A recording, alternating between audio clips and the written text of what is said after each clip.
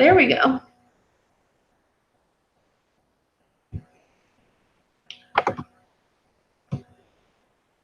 Okay. Can any of you guys see me? Just have to let me know.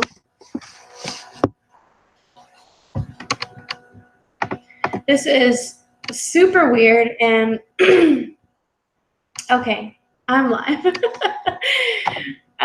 Yeah, so when we did all this last night, CJ set all this up for us, and I thought it was going to be like no big deal, and yeah, it's a little difficult. So now, all right, Lucas, I am sending your invite right now to your email. So hopefully this works. But CJ, I know you're probably going to see this part later. My hat is off to you. You are quite talented. Is that working? Hey. It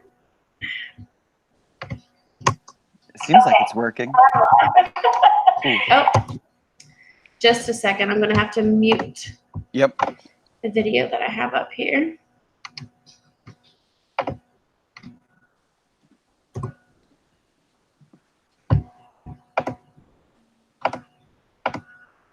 Okay. So I do have my iPad open so I can see questions. Awesome. Man, that was really tough. Okay. Yay, okay. We got it all working now, and I don't hear any weird echoes or anything, so this is good. good.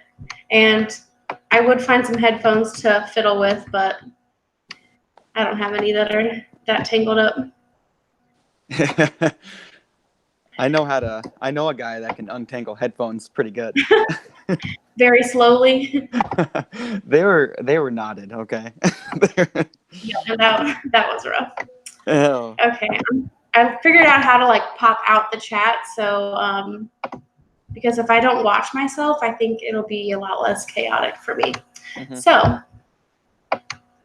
yeah, thank you for everyone who's joined, and thank you for being patient with all of these problems.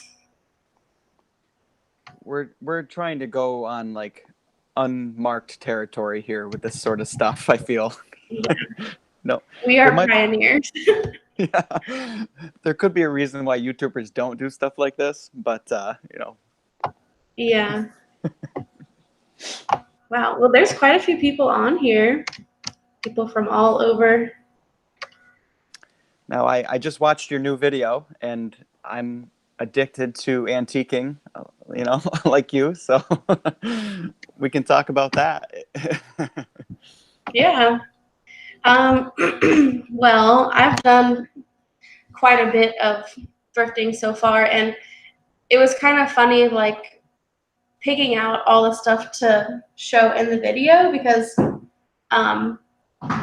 honestly, like 90% of what I own is thrifted. So I'm like, I really should just do like a house tour, and it's a shorter list of what's not from a thrift store. So yeah, but yeah, I'm pretty happy with the things I've been able to find so far, and believe me, I still have a long list of things that I want, but it's never find everything at once.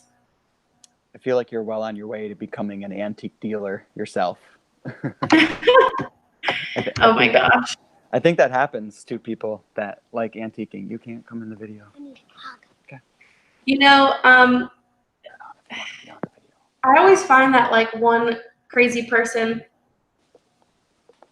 that owns an antique shop, and then there's one guy in particular that's local to me, and I always feel really bad because I can tell he like lives upstairs in the place, and he always tries to sell me like really expensive stuff, and I'm just like, dude, I cannot buy your $600 rug right now. But they always try, and you know.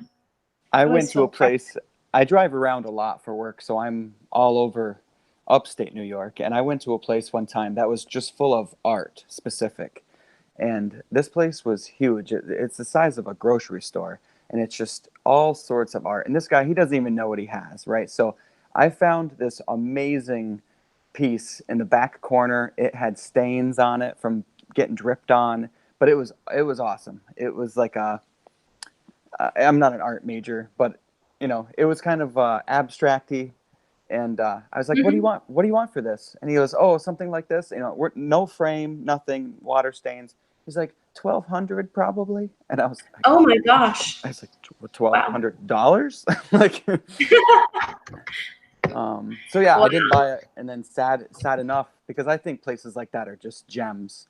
But he closed actually because I just went through again and it was closed. So I was like, "You should have sold it to me for 50." Yeah, he could have made rent that month. Exactly. Wow. But yeah, so I Yeah, that's mean, crazy. sometimes those things are priceless, and it's worth, I guess, asking top dollar. But for the most part, I feel like you just got to get a sale, right? Yeah. Yeah, and art's like a big one like that too. I feel like art's always very expensive, and I mean rightfully so, especially if it's like a popular artist, but Mm. it's also very like subjective too. I mean, Hmm. I feel like so many artists aren't really popular or famous or anything until like after they're dead, which is unfortunate. Yeah, yeah. The Van Gogh effect. Yeah. Now, I really wish he had some other stuff that I wish I would have bought, and I think it's really cool. But they were hand painting, and what it was circus clowns, like just their face. Oh And my God. I know you think it'd be creepy, but it was really well done. It was really like a realism kind of thing, and I just thought they were so cool because they had so much emotion in their faces, and he had like 6 of them. But again, I didn't buy those You have to either. check out eBay. Yeah, I should find out if the guy is still technically open, but just closed his doors or something because he was older too. But Yeah, most of those guys I feel like have like a whole warehouse full of stuff at their house and they just mhm. slowly bring in junk. The junk store that I really love, I was talking to one of their employees and they said they have that store, another store, a warehouse, and the guy's house. He's basically like a hoarder, but they have some great stuff. So I always do really well in there. It did look like a really good place, and actually, it looks like the place that's closest to me. It's called Classy Collectibles or something like that. Oh And yeah, they always gotta have a weird name. yeah, it's all like the booths, where everybody pays for a booth, and it's all different things, and we go there once a month. Because it doesn't turn over that quick, so once a month we go. Yeah, We usually find nothing, but we've found some pretty cool things that are worth a lot more than what people are asking. yeah. You always gotta like those places. I always find people have like random bags of silverware and like weird little craft projects and things you kind of have to sift through when you're Hmm. shopping. But the place by me, one day I went in there and they're like, we actually have 3 of the aisles closed down because you can't even walk through them. That's a Like, playground. yeah, it literally is. Like, I told him like, you guys could probably fill a couple dumpsters out here because they have like couches and nicer stuff just sitting outside, and it gets rained on, and Hmm. yeah, it's never really good. I'm more of a sucker for the building material stuff. We have a guy, he just passed away. It's so sad because this guy's been building a collection for 40 plus years. And you know that show American Pickers? Oh yeah. Yeah, they just went to his place like a month after he passed away, and that's all he wanted his whole life. But Oh he had the most amazing things that he would salvage, and you weren't just buying something from him, you were buying a story because he knew what house it came out of, when it came out. that's cool. And it was amazing stuff. Now he wanted top dollar though. Yeah. Yeah, I actually, the one thing I bought from him before he passed away was that oak air grate that I'm going to be putting in our house, Mhm. where the cold air return is. I got that from him for $100, which was a great deal. I think he just was really excited to see it go into an old house. Yeah. Yeah, and I'm sure. I mean, we have a couple salvage places in Richmond, Virginia. There's a lot of like warehouse, like even just to walk through them is really cool.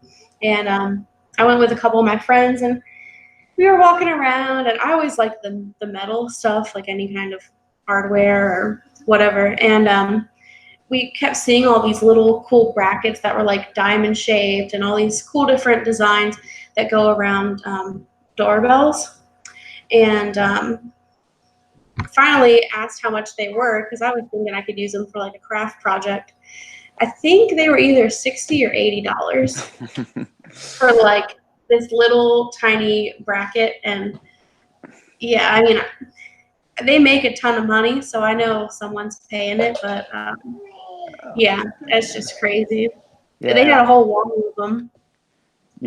Around here, there's a couple of those kinds of things, like I said, but for the most part, everything goes fairly cheap. I mean, I've gotten some crazy deals off Craigslist, so. Oh yeah, or you get the free 99. Mm-hmm. Yeah, I always find those deals. Mr. Mike G305 just commented and said he met the executive producer of American Pickers. That's cool. Looks Why'd like you hold out on us this long, Mike? Yeah, That's right? some valuable information. Gotta send him up our way. Yeah. So I don't see any questions that I'm missing. So that means they must be just so captivated by our conversation. Yeah. I know, like, yeah. I don't really see any either. Do you guys have any questions, or you just want to hear the conversation? I started editing my video for this week. And what day is it, Laura? It's Wednesday. Oh, I'm like, what day is it? I have no idea. I usually do my rough edit on the weekend, like the day I shoot it, and then I critique it every single day until I upload it maybe Friday, and I haven't even started it until just now. Come here, babe. Wow. Yeah, you can talk about your channel a little bit. But yeah, that's crazy. I mean, that's why I'm not on a schedule, and I'm sorry to all of you that I'm not on a schedule, but I like to post between Tuesday and Thursday, but I post whenever I want, and I don't know, that just kind of works out better for me that way. But yeah, talk about your channel and what you guys do a little bit. Oh yeah, we're just we're in upstate New York, and we bought a really old house. From my name, you can see it was 1806, and it happens to be a Stonehouse. And we've been renovating it every weekend. And well, we got to know you, Laura. I feel like maybe 6 months into us starting YouTube. Do you think we've known each other for about a year and a half? Pretty easily, right? Had to have been at least that long. No, it hasn't been that long because Really? we bought this house. It's been about a year we bought this house last February, and a couple months after that is when my video went big, and then you messaged me and was like, "Hey, what the heck are you doing? Because like this is not normal." I remember I was that. Yeah, you were the only person that really like reached out like that early. I mean, well, you had the secret password that I wanted. I was like, "What are you doing? Like this is." Oh yeah.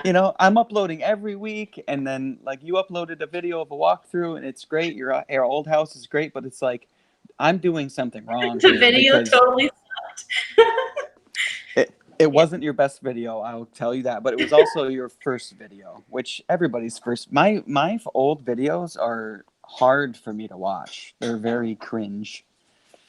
Yeah, well, and I made the mistake of doing it on my iPhone, and when you're just like watching the screen, and I was like panning really fast. Now, like I don't know, like people still comment all the time on that video and tell me how terrible it is. That's the worst part about it, is that you'll get those forever. I know. It doesn't matter. But now it has like I think it's almost up to 350,000 views.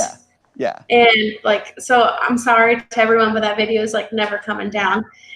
Not only because of the ads and whatever, but like it's still bringing in people that like genuinely care and want to see.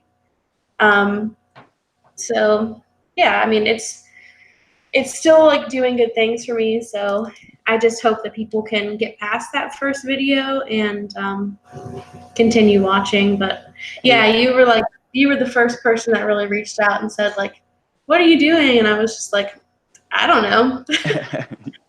You're like, I don't really think about it. I just upload. Yeah, which is like probably the worst answer that anybody wants to hear, but I don't know. It's just, you just gotta be a real person. That's all I can say to anybody. Anybody that wants to do YouTube, you can have the most over edited, perfect camera and all that stuff, but like if you're a jerk, then you're not gonna go very far.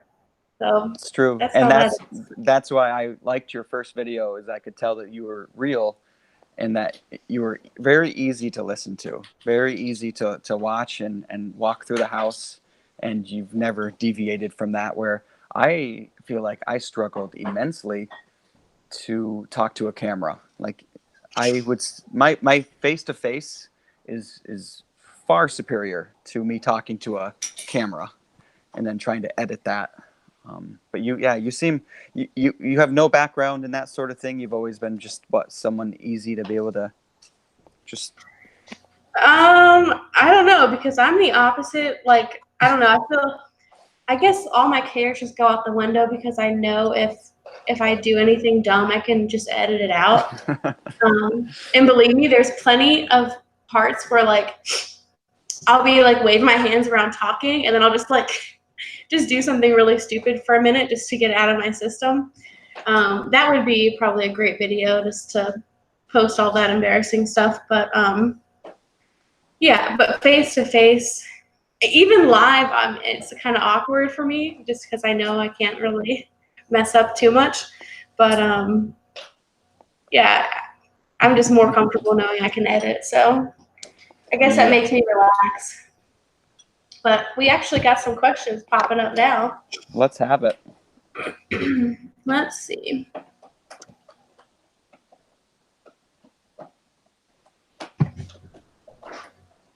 Mike asked if we're completely done with the house. And yes, we are. I've been living here for like a month. Have either of you had any animal experiences in your old home, such as bats, mice, or raccoons? You can go first and answer that one, Yeah, because Lucas. I've had bats, and I can get into the story if you want, but I've had bats in the attic, which I evicted, and they have not come back. I had snakes in my walls that I found as I'm scooping out old insulation. There was just a huge, I believe it had to have been a milk snake because of the size of it. It was just big. And then I had another snake that was just on my floor, curled up with an extension cord. So when I reached down to grab the extension cord, no. the snake was in it. That actually got me to scream. What other animals? I don't. We've had the occasional mouse, because half of the house is still an apartment, so he's got food and stuff over there, and I think they come check out and see what I'm up to. Recently, They're we trying just to went. get on YouTube. Yeah, just the other day, actually, we were at the house, and everything's basically new. And I noticed this yellow spot on the floor, and I looked, and it looks like there could have been a squirrel or something, because it looks like it peed on my new wall. And I was like, "You swear word, you know?" Oh goodness. So we're getting some traps. We're gonna catch us a red squirrel. I wonder if it could have been like some big frog or something. It was way up high, and it had to have come, I think, from the attic. I don't really know how it got in, because I am so spray foamed and tight. But Yeah. to be honest though, I thought it was a water leak at first. You know how like your new wood would look wet, and I was like, oh no, my roof is leaking. And then I found out that it was like squirrel pee, and I was happy. Hi. It's pretty normal for your, to get some weird animals in your house in upstate New York. They're just looking for a place to get warm. For sure. I mean, really anywhere. Like if a house is sitting empty, the outside's going to come in, and Mm-hmm. especially if it's a rundown old house, Mm-hmm. which is what ours was. If you guys want to go back and watch the video, don't watch the first one. Just go to my second No, you episode. gotta watch the first one. Well, maybe then you can appreciate my quality that I have now. But yeah, so we had basically, I'm in the dining room now, and the kitchen's behind me. This whole ceiling attic area was open to the world, and a family of raccoons had made a home in there. So when the guys were ripping down these ceilings, they had a shower of poop. And yeah, they didn't like know it was up there or anything. So that was horrible. I felt so bad when I came out here that day, and they told me what they were dealing with. But then in this wall right behind me, there was 2 possum skeletons. I didn't see them, but my dad said that they looked like they belonged in a dinosaur museum because it was like perfectly intact. So they must have found a hole and fallen right down in the wall. So Oh. yeah, and lots of snake skins too. But hopefully the possum was here after the lady lived here, because I'm like, man, if like a mouse dies in your wall, that Mm-hmm. smells horrible enough, but a whole like 10-pound rodent, like, ugh, Yeah. I wouldn't even want to imagine. No, Yeah, it is nasty. horrible. Yeah. Mike said something about my R value on my walls, and I don't think it's a 45, Mike, but because we only put 3 inches of foam on the walls, which is an R7 per inch. So what's that, 21? No, I guess you're right. It is going to be like a 45 because I'm going to put like another 5.5 inches of Roxel insulation on top of that. So yeah, we're going to be probably one of the more insulated stone houses out there. You're never going to even have to use your air conditioning. Well, right now we don't even have any kind of air conditioning set up, but I can turn my boiler system and the air handler into central air if I want to. I imagine where you are, it's a lot nicer and warmer for longer. Like up where I live, you pretty much only need an air conditioner for about a 3-week span, where it's like crazy muggy, but it's worth having. That's how I've heard it is like in Europe and stuff too. A lot of people over there don't have AC. Basically in Virginia, unless like you like the feeling of death, you better have AC because we've already had a couple of days that were in the 80s, but it'd easily in July be like 105 If you see them, degrees. let me know. So yeah, you have to have AC here, and July and August are especially the worst because it's so humid here. So yeah, it's horrible. Someone was asking about our furniture styles, what kind of style we have. So I lost your video. You may have done that on purpose. I don't know if you turned your camera off. Maybe you had to like pick your nose or something. no, I would I would do it live for you guys. No, just kidding. Can you still not see me? Yep, it's just a picture of you. So I think you might have just hit the camera button, or maybe if the internet's going bad, that's what it does. It's no big deal. I don't really need to see you. Well, can everybody else see me? Yep. The screen is still good. Okay. I wouldn't worry about it too much. Maybe it's just a connection thing and it just gets rid of the video, so then your bandwidth stays up or something. Okay, well, they say they can see me, so. You go first on the furniture because you're near that stuff. Well, my style is anywhere between the 1920s and 1950s.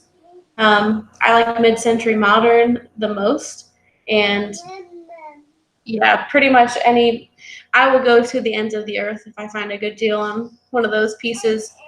And I like the Art Deco style too. But yeah, this piece that's behind me is a buffet table, and I actually threw my back out getting it. And it was like $60 at an antique store, but with all of my doctor visits, it ended up being like a $500 table. So Ooh. that piece is very precious to me now. But yeah, what's your all style, Lucas? My style's whatever Sarah likes. No. I would say that we are kind of chumps for hi. We're chumps for the East Lake look. I think a lot of people like that. I guess it's more of like a gothic-y eclectic. I don't even know what that means, so I'm not going to say it. I Did she say Art Deco? I don't know. Yeah, we don't really have a style per se. I know that when I go to auctions, whenever they're selling specifically stickly furniture, I tend to really like the look of anything from that company. And they can be super expensive or super cheap, but it's usually just a wood. It's more of a natural thing. Like I like like a primitive kind of look. Stickley's more fine than what you'd call primitive, probably, but it's very unique. You know, they might have a pretty big table, but like nice thin legs or something that bend a certain way that looks different than what you've normally seen. Okay. And maybe that's what I like about it is that they seem unique. We have a lot of old cool stuff in our barn that we've been saving, like old dressers and things like that. Some of the dressers we got from Sarah's like great grandmother. Great great grandmother. Yeah. One I got, this is a good story. It was on Craigslist. Some lady was like selling an old dresser and I liked the look of it. So we went and picked it up and on the back was written 1909 and a guy's name, which I thought was really cool. Yeah. Yeah. I don't think I can really find out who it was, but just having like his name in 1909, but it's pretty good indication that it's old when it's got that, written on the back. You know what this? So I'm like Google image searching, like all these different. I just looked up stickly furniture. This reminds me of like a grandpa's library or something. Yeah. Like not in a bad way, but like, Yeah. especially like, let's see, like this, like someone's grandpa is like reading a book, smoking a cigar in that chair. Yeah, it's weird. They almost demand to be looked at more than just furniture in a way. It's hard to explain, I guess. That probably did a pretty good job. It's not just a chair or just a rocking chair or just a table. It's like, oh man, like this is someone put some thought into that style. And I don't know. I'm sure other companies do the same thing, but Yeah. Well, that's how I feel about mid-century because it's like these honking huge pieces of like solid wood furniture and they have like these little tiny needly looking legs and I'm like, how do those not break? It's just crazy. Let's see what else. Peggy Ann Smith asked a good question. I don't know if there's one before her, but did either of you find things owned by previous owners? Oh, yeah. I think we both have a whole house worth of junk that was left behind. Yeah, I have 2 or 3 videos cleaning out all of the storage spaces. There's still more to do because I don't have a new place to put everything. That's the plan eventually to get everything really organized and clean out those spaces, but you're welcome to go back and watch those videos. Yeah, I have all kinds of farm stuff and there wasn't really furniture. This piece was in the attic under a pile of windows that were up there and I polished it all up. It had like raccoon poop and stuff on it and now it's all good, but yeah, there's tons of stuff. They left you a gold mine, in my opinion. Those videos, when you're going through those old rooms and buildings just full of stuff, I would die. I die for that kind of stuff. I love it. We didn't get left a whole bunch of stuff like that. I guess our barn had quite a bit of stuff in it, but nothing cool and old. the one thing they left that Sarah loved was, you've seen like those ornate bird cages that are never meant to actually have a real bird in them, but they're just decoration. Yeah. So they left one of those. And I looked it up and I was like, these are $300 on eBay. Like this exact one, it's $300. I was like, this is so cool. And a year after we owned the house, they came back to the area, the people we bought the house from, and they said, "Did you ever find a white bird cage?" And Sarah was like, "Tell them no, tell them no." She loved it so much. And I was like, "I can't lie, honey." So I was like, "Yeah, I found it." And I did hint to them hard that like Sarah loves it and blah blah. She goes, I had to ride all the way back from India with that on my lap, and I would love to have it back if you could, give it to me or whatever. And I was like, yeah, definitely. And I paid the price on that one. Sarah wasn't very happy with me, but Oh man. it was the Yeah, right thing to that's a do. tough choice to make. Yeah. And here it was like when I've talked to family and neighbors and stuff. I mean, she didn't really have much family. She has a cousin, and they told me that the house was pretty much full of antiques. I don't think it was like a hoarder situation or anything, but from like the couple friends and like two family members that she had, it was way more than any of them even wanted. So when it came to like all these back rooms and attics, I think they were probably just like, Yeah. screw it. Like by the time they cleaned out this whole house, and Hmm. she apparently had everything very itemized on who got what, and tried to make it easier in that sense, but it was still a lot of stuff. So Hmm. can't really blame them on that. And I mean, I wish you guys could have had smell-o-vision, like when we were digging through that stuff and so much dust. I don't know that I would really want to dig through it if it was one of my family members either. Hmm. It was nasty. Hamilton Farms asked if I watched Stonehouse Revival. Um, I used to be into those. I've never watched Stonehouse Revival, I guess, to be clear, because that show, I don't have cable, and that show is on a Me network that, either. yeah, you can't get that show on Hulu or Netflix. You can't download it's really restrictive, so I don't watch it. Um, but I do watch some other shows like that, kind of. But to be honest, I kind of stopped now that I'm like living the life, right? So I don't really want to watch it and then Yeah. do it. Well, and especially because they just like wave a hammer and then like all the work is done. And I was reading this blog or news story or something. This family, after they got their house done on Fixer Upper, they kind of did like a tell-all about what really happens. Oh, yeah. One of the things they said was like they never saw Chip and Joanna, and that they would just show up for like 5 minutes, like swing a hammer once, and then like give the real workers their tools back, pretty much. Um, that kind of stuff is It's crazy.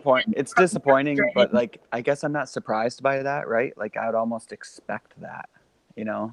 Yeah, Like if anybody thinks that they're flipping 30 houses a year, like you're crazy. There's no way. Like I think about your yeah, dad all the time, and that's why I've got this huge like amount of respect, because it's like I'm only doing one house and I'm not even halfway done with half of the house, and it's been 2 years, and you've got people now. I know that he's got a crew, but still, like it's stressful and it's a lot of work. And for people like that flip like 3 or 4 houses a year, like you're insane. You're on a whole different planet. yeah.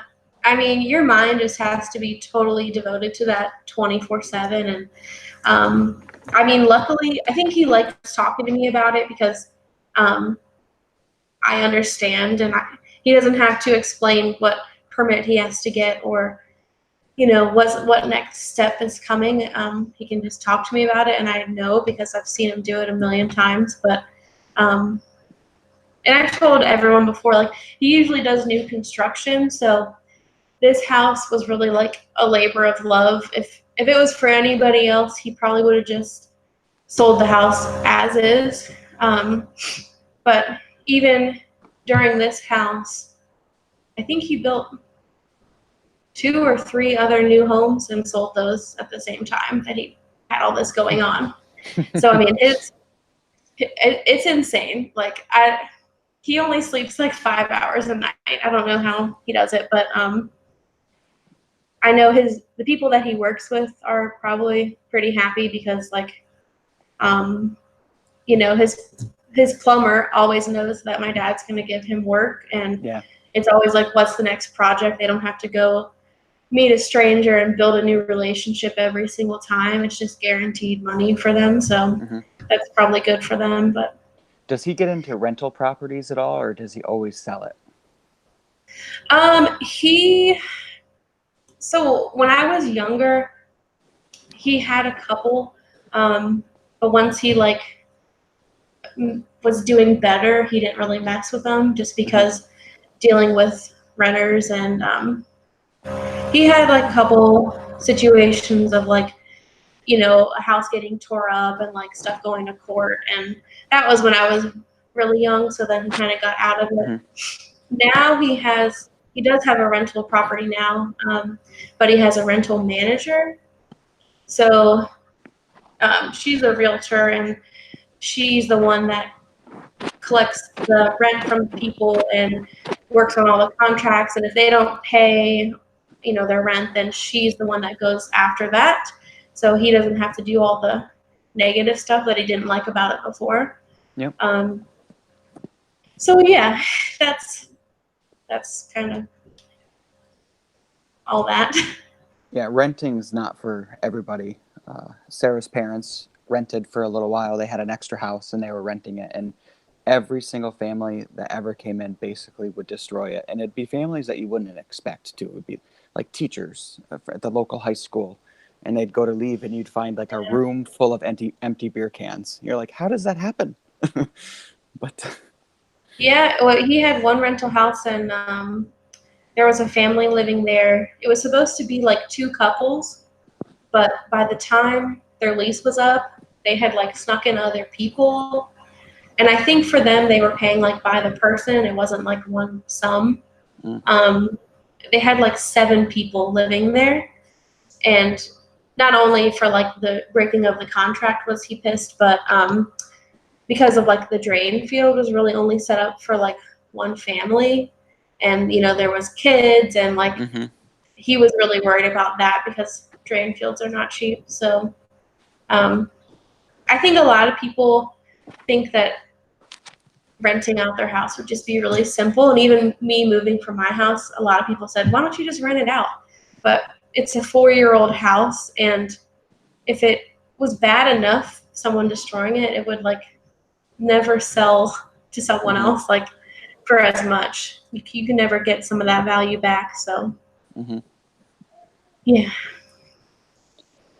Yep. It's definitely not for me. I don't plan on doing it. When we're done with the Stonehouse, I'm going to sell this house that we have, and it would be an easy house to rent, I think, but it's really just not worth it. Yeah. Someone said they left the show for moral reasons. Are you talking about Chip and Joanna, I think. what? Okay, I never even heard about that. I thought they left it because they started their own network. Because they took over the world. Yeah, I'm pretty sure it's because they own everybody. They copyrighted the phrase shiplap. Yeah, for real. Yeah, and she has a line in Target. They are making so much money. Yeah. It's insane. Oh, okay. She saw an interview about it. I'm gonna have to look for that. Yeah, you got to understand how those people are, though. Probably in an interview, they're not going to really tell you, oh, well, you know, starting my own network, and so I don't really need the channel that we have our show on, and so I'm going to break that contract and start my own. You know, they're not going to. They're going to say, oh no, you know. Maybe an attorney told them what to say. Yeah, right. Tell them it's a moral thing. It's like, really. Nah, I mean, good on them though, because they took what obviously was at one time just their small business of flipping houses. Obviously, I think their personalities speak for themselves. That they're personable people. obviously. Oh, for sure. Well, And and I've then, actually been to the silos in Waco, Texas, to her big store, yep. and my dog's chasing a bug around if you hear commotion. But it was a Thursday morning at around 11 a.m. Her store looked like Black Friday, and there was people with just like Yeah. armfuls of like big plants and baskets and dishes. And I mean, I don't think there was anything under $30 in that store. Oh my So God. I mean, yeah, I would expect that on like a Saturday afternoon or something, but we It's like just jumped off the plane in Dallas and drove to Waco, um and surprisingly, I don't know the other areas of Waco, but around where the place is, her store is really like the only thing going on. mm-hmm. Um, we thought we might walk a couple blocks and like go get some lunch, but no, there's like really nothing else around it. So she's they're doing it right. Hey, They're doing good business.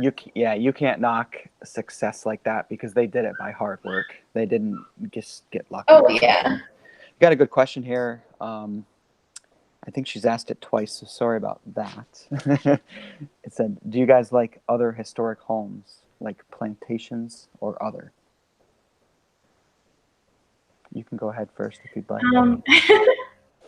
Yeah, I love any historic homes. There's actually one near me that I always like kind of dream about and have looked up online and stuff.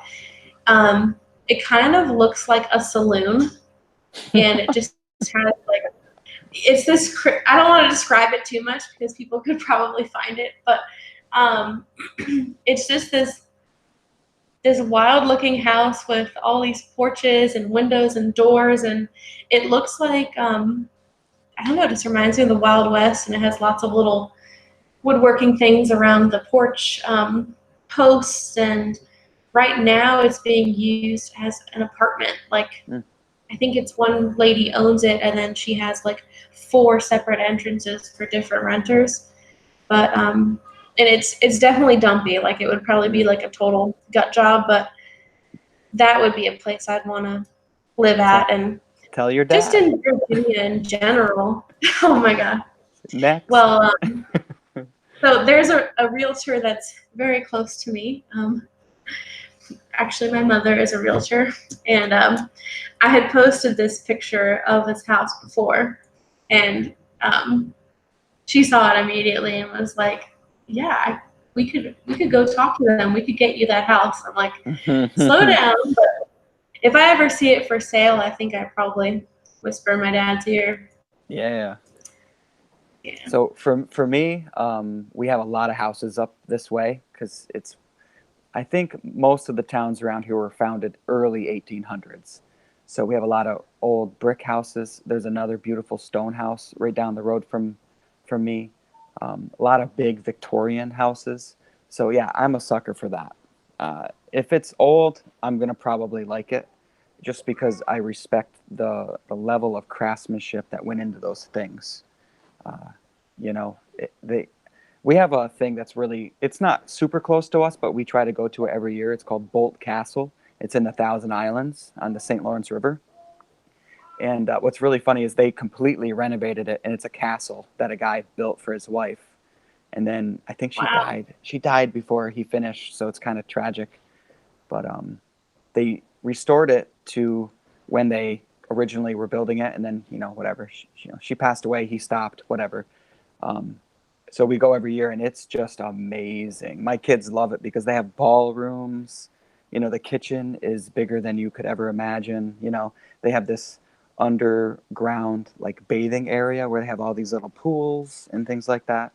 But the other day I was like, we should look at Bolt Castle for ideas of like, trim or something like that because it's real old. So I look it up. It was originally started in 1868 or something. So I was like, What? I know my house is 60 years older than Bolt Castle. I was like, that's messed up. Oh wow. Yeah. Yeah, that's the crazy thing about the East Coast, first of all, but also I don't know. When we have people that are watching from like, let's say California, and they're like, "Oh my God, like slavery happened," and like they're so shocked by like the Civil War being like really relevant to me and stuff. But you can't drive down the road without seeing a battlefield where I live. Like every 2 miles, there's a sign on the side of the road, and I mean, definitely everyone takes it for granted around here, but there's local families that have been in this town since like the early 1700s, and everybody knows them. There's hundreds of people with the same last name, and it's not like Smith or something common. But and none of them really know how they're related anymore. They're just like, oh yeah, if they have that last name, we're related. Yeah. I'm like, What's up? okay. What's up, cuz? Yeah, it's pretty crazy. But We don't have a lot of yeah. Civil War stuff. All of ours is the War of 1812. We have a lot of those types of signs for the War of 1812, which is pretty cool, really. Yeah. I got Mr. Mike here asking about the type of trim that I'm leaning towards. And I would say that that's undecided. It's probably going to be something pretty thick and big. It'll probably have a little bit of detail on it. But Sarah and I both like simple. There's an old window in the basement, and it's got some old trim around it. And I don't think it's original to the house by any means, but it's really old. And I may copy the look of that because it's the oldest trim that I could find. Hard to explain what it looks like, but you'll see it in a video at some point, obviously. But we're pretty simple. Yeah. I love beautiful old trim. I love it. I think you did something really cool in your house that I like. I feel like you put a piece of trim on the top of the wall, and then did you put like a chair rail or something like that, a little lower? You know what I'm talking about? So we cheated, and you can see it right here behind me. Yeah. Tilted up. So this top piece is regular trim. It might be like, I don't know, I guess that's like a 5-inch piece. Mm-hmm. And then we have this one strip here on the bottom. In between the two is painted drywall. Mm-hmm. So it's good. We just dropped it like down that. 8 inches, and yeah. So I guess back in the day they would have had like a nice. It would have all been like one piece and been very expensive, but that's just kind of the cheater way, and nobody really knows the difference. So yeah. And I do love the look of like the really intricate. It's probably all hand carved and like $1,000 per foot at this point, but where they have like all the little teeth and stuff in it, and they're really grand looking stuff. Isn't it hard to believe that someone took the time to make that kind of stuff and how long it would have taken? Yeah, it's insane. Because that's before power tools. I mean, they didn't run that through a table that had a machine or something. They're in there with a chisel and a hammer on some of these things I've seen, like tink, tink, tink, tink, and then they've got to make, 1,500 feet of it. It's insane. I'd probably get to like the end of a big long board and then like break a piece and be like, dang it. I guess I'm starting that one over. Yeah. Someone asked if you can register farmhouses as historic buildings. I think around here, at least I'll say that we probably could get our house registered on some sort of registry, but then you might be kicking yourself in the butt if you do that, because then I think that they can then require you to get certain types of permits to ever do changes in the future. I personally wouldn't want to do that to any future owner. I mean, I hope no one goes in and just changes what I've done, but you got to imagine that's going to happen, and I would hate to put that house on some sort of lockdown. Yeah, and I know you can do it around here too. I think it's just like depending on what age your house is. But I mean, they gave you like a little sign and whatever, but I don't even think I would want the local attention from that. There's already enough people that know this place and know the family, and I had a lady stop by, and she was trying to be sweet, but she was like, oh yeah, I love that house, and Do you think you could give me like some pictures of the inside of it? Because I want to show my friends. And I was just kind of like, that's just kind of weird. Like, it was my first time meeting her, and I'll share certain things online, but just to give someone like a portfolio of all of your work, it's kind of not really what I'm into. But yeah, locally, a lot of people know me because I did have a restaurant at one time, so I've got a familiar face for a lot of people. So when they found out around town that I had this house, and I've had in the beginning a lot of people pulling into the driveway to see it. And I let them all in except for the town assessor. He can stay on the front porch. Yeah, it's pretty wild. There, yeah, I probably shouldn't say that. Never mind. Yeah, the tax assessor is not coming around here. No, Say no, that. Mr. Taxman. You can, mine's been real good to me, to be honest with you. We bought the house, and he knew that I had it gutted, and so he did lower my assessment because technically, it's worth not what I paid 2 years ago. So he did lower it, which put my taxes in half for this time period. But I know the minute I'm done, it's gonna go tick tick tick. It'll go right back up. Yeah. Well, and I mean, like we've had gated houses where like people have climbed our gates and like walked around our barn, and like they can be very gutsy with that kind of stuff. But other than the case that you just told me, I kind of always just feel like they're never really there to lower your taxes. That's for sure. Yeah, so. It's true. Yeah. Kelsey from Mallard 5 got on. Hey, Kelsey. Good to have you. If you haven't watched our live thing, whatever that was yesterday, you should, because it was a lot of fun for the first time. It was. And we were with Mallard 5 Farmhouse, and Wabi Sabi joined, which was really cool and kind of last minute, but it was really great. I think it was a fun conversation, and we want to try to make that more of like a regular thing. Today even I was thinking about like what are some things that we can do, and maybe we can get into some kind of format, but it'd be kind of cool to be like Elliot was saying last night, be some kind of like a resource for people that are trying to do this kind of stuff. And even if that just means we're like good motivators, or just showing that regular people can get it done, like that's really cool. I mean, I'll tell you that YouTube is what motivated me to do what we did. I mean, once we shifted from building a new house to doing an old house, then that's when I got on YouTube, and I found the channel Restoration Couple. I don't know if you've ever heard of them. They're from What's it called? Restoration Couple. Oh. They're from Europe, and they flipped they didn't flip it. They're living in it, but they did an old house all themselves. And his saying at the end of each video is something like, "If you can, do it yourself," or something like that. And that's cool. I mean, I'm not kidding. I watched every single one of his videos. Never probably commented. Forgot to hit thumbs up on every single one of them.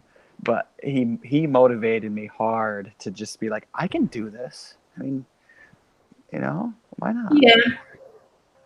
Yeah, and especially like just taking it one step at a time. I mean, sorry. I'm thankful for my dad because he is just wired that way to just be like, boop, boop, boop, boop, boop, like this is what happens. And, he doesn't miss a beat.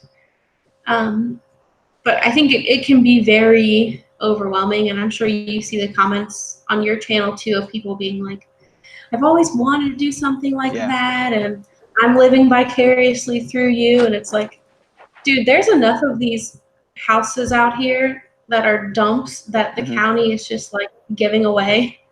So I think anybody can really do it. You just gotta gotta have a little push, I guess. There's different levels. I mean, your house was completely gutted and redone, but Sabi's a good example of when they go into a room, they don't completely demolish it and start. They take what they have, they make it look amazing, and he'll even say himself that they spend very little doing that. Yeah. And that's what I've done kind of with our first house here. We didn't spend when we moved into this house. So Sarah and I, we didn't live together or anything before we got married. So this was our first home that we lived together, and we didn't move in until after we got married. But so I knew the wedding was coming up, and we had the restaurant at the time. So I had legit like $2,000 to take a house that needed a lot of work and make it livable. And Yeah. we ripped out the carpets and things like that, and it made it a lot better. A lot of people said it was really cozy, but it's known as the coldest house in town. We had days when we first moved here where like the dog dish would freeze on the kitchen floor. Wow. Yeah, I had built a door to cover over the kitchen door to keep the cold air because it's like on a crawl space and it wasn't insulated. I Yeah. remember like one room being 65, 70 in the winter, and then the kitchen, you'd walk in here and it'd be 30, like 32. It'd be crazy. Did your pipes freeze? They didn't because we had these heat lamps, these heat bulbs that we would put underneath our sink and then close it, and it would get like, 40s in there, so then the water didn't freeze. Wow. It was an experience, I can tell you that. Man. But this has been a great house for what it is. It's raised my three kids safely, and we've never had any issues other than the well broke one time, which was hectic. But it's been a good house, and we've been here. We got married in 2007, so 11 years. Yeah.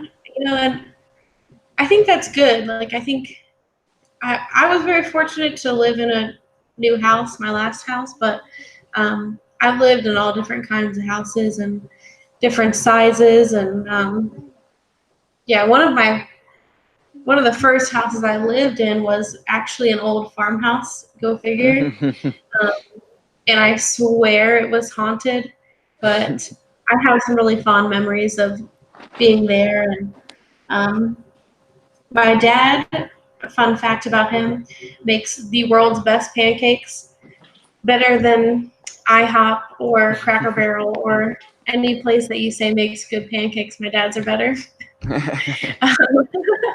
But just like waking up when, he still worked the same schedule that he does now. Like he would go from like 6 a.m. to 10 o'clock at night, and I'd wake up on like a Sunday when he was off work and smell those pancakes, and it was a good little life I had going on there. And yeah, part of me is like, maybe I'm just duplicating those subconscious feelings. I don't know. But it's nice. And yeah, just see what else people are saying on here.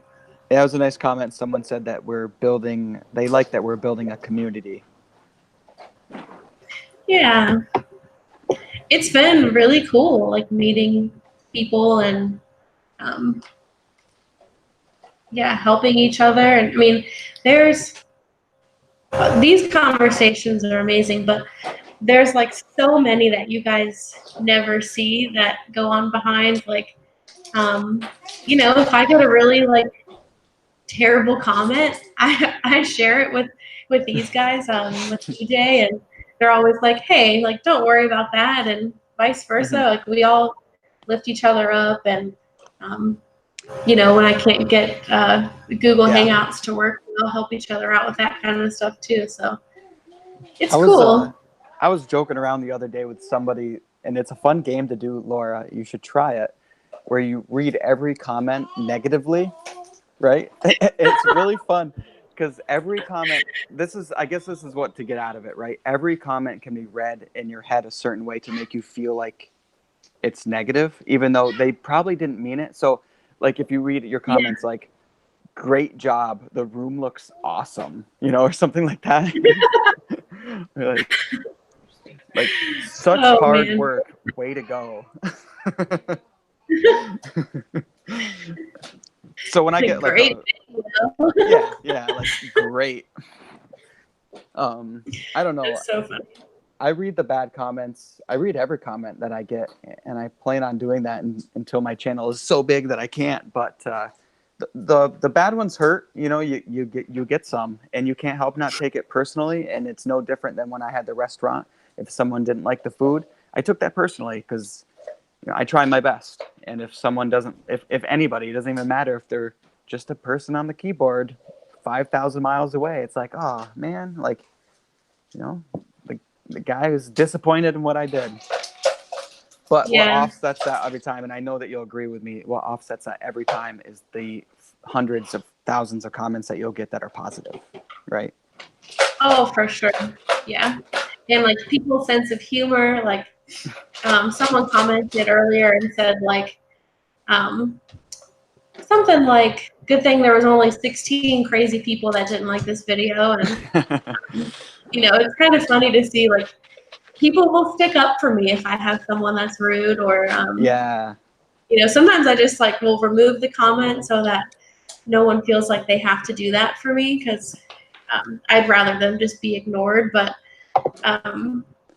yeah, So it can be entertaining. CJ's dealt with this a little bit, but I've dealt with this too, where I get picked on a little bit at work. I think it's a lot less than it used to be, but at, certain lunch tables, they just think it's kind of funny what I'm doing, or that what I'm doing is kind of pointless in a way. Like I told somebody that I got a Patreon supporter, and the guy at work was like, "So what's that mean?" I was like, "Well, they pledged, $5 a month," and he's like, "Why?"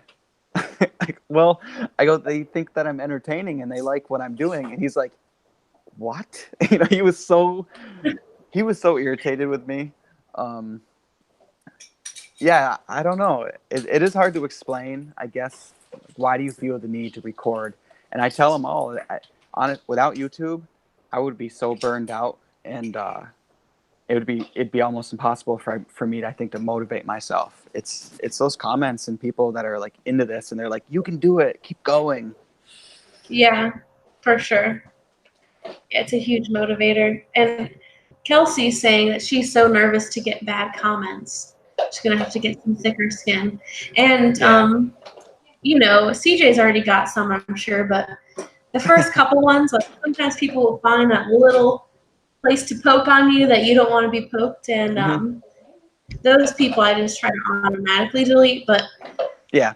sometimes I just laugh. Like, I've gotten some ones that are just so, like, ridiculous.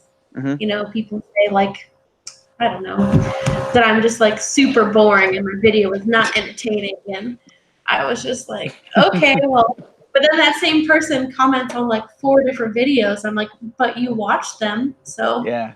Some people, I don't know why, but they really go after you. Like I've had someone where he told me in a comment that he's like, "I am going to watch and thumbs down every single one of your videos." And that's not because I said something rude to him, right? Like he's just really dislikes what we're doing. And I did block him, and I don't normally just block negative comments because I don't want to see any negativity, but he swore, and like my kids will read my comments. So if anything's even close yeah, to a swear word, it's gone. Um, but yeah, I don't know what I could have done to upset him. So but that's his problem, right? That's something he's yeah, got to work out with they Jesus, not just me. yeah, they just come in angry. So yeah, I don't let them bother me. Mm-hmm. Mike said he loves giving a tongue lashing from time to time. Oh yeah. Oh Yeah, man. Mike's some of the he's good at it. He's been blocked, unblocked, blocked, unblocked, you know. Well, he's he's been one of the biggest supporters of my channel, honestly. I bet you Mike's watched every video, and I bet you he's commented on 90% of them. And I can't get him right, to you under 10%. I know. I can't get him to stop doing super chat. He keeps donating money to the channel. So I appreciate Mike. Yeah. Mike, you're a cool guy, so I hope hope us talking about you right now is putting a smile on your face. Just waiting for him to start his channel, Mike's Lawn Care. Do some lawnmower reviews. He can put our channel names on the grass and then mow over them. I could see him doing that, like weird pictures of like bulldogs or something. Oh my gosh, that's so funny. Yeah.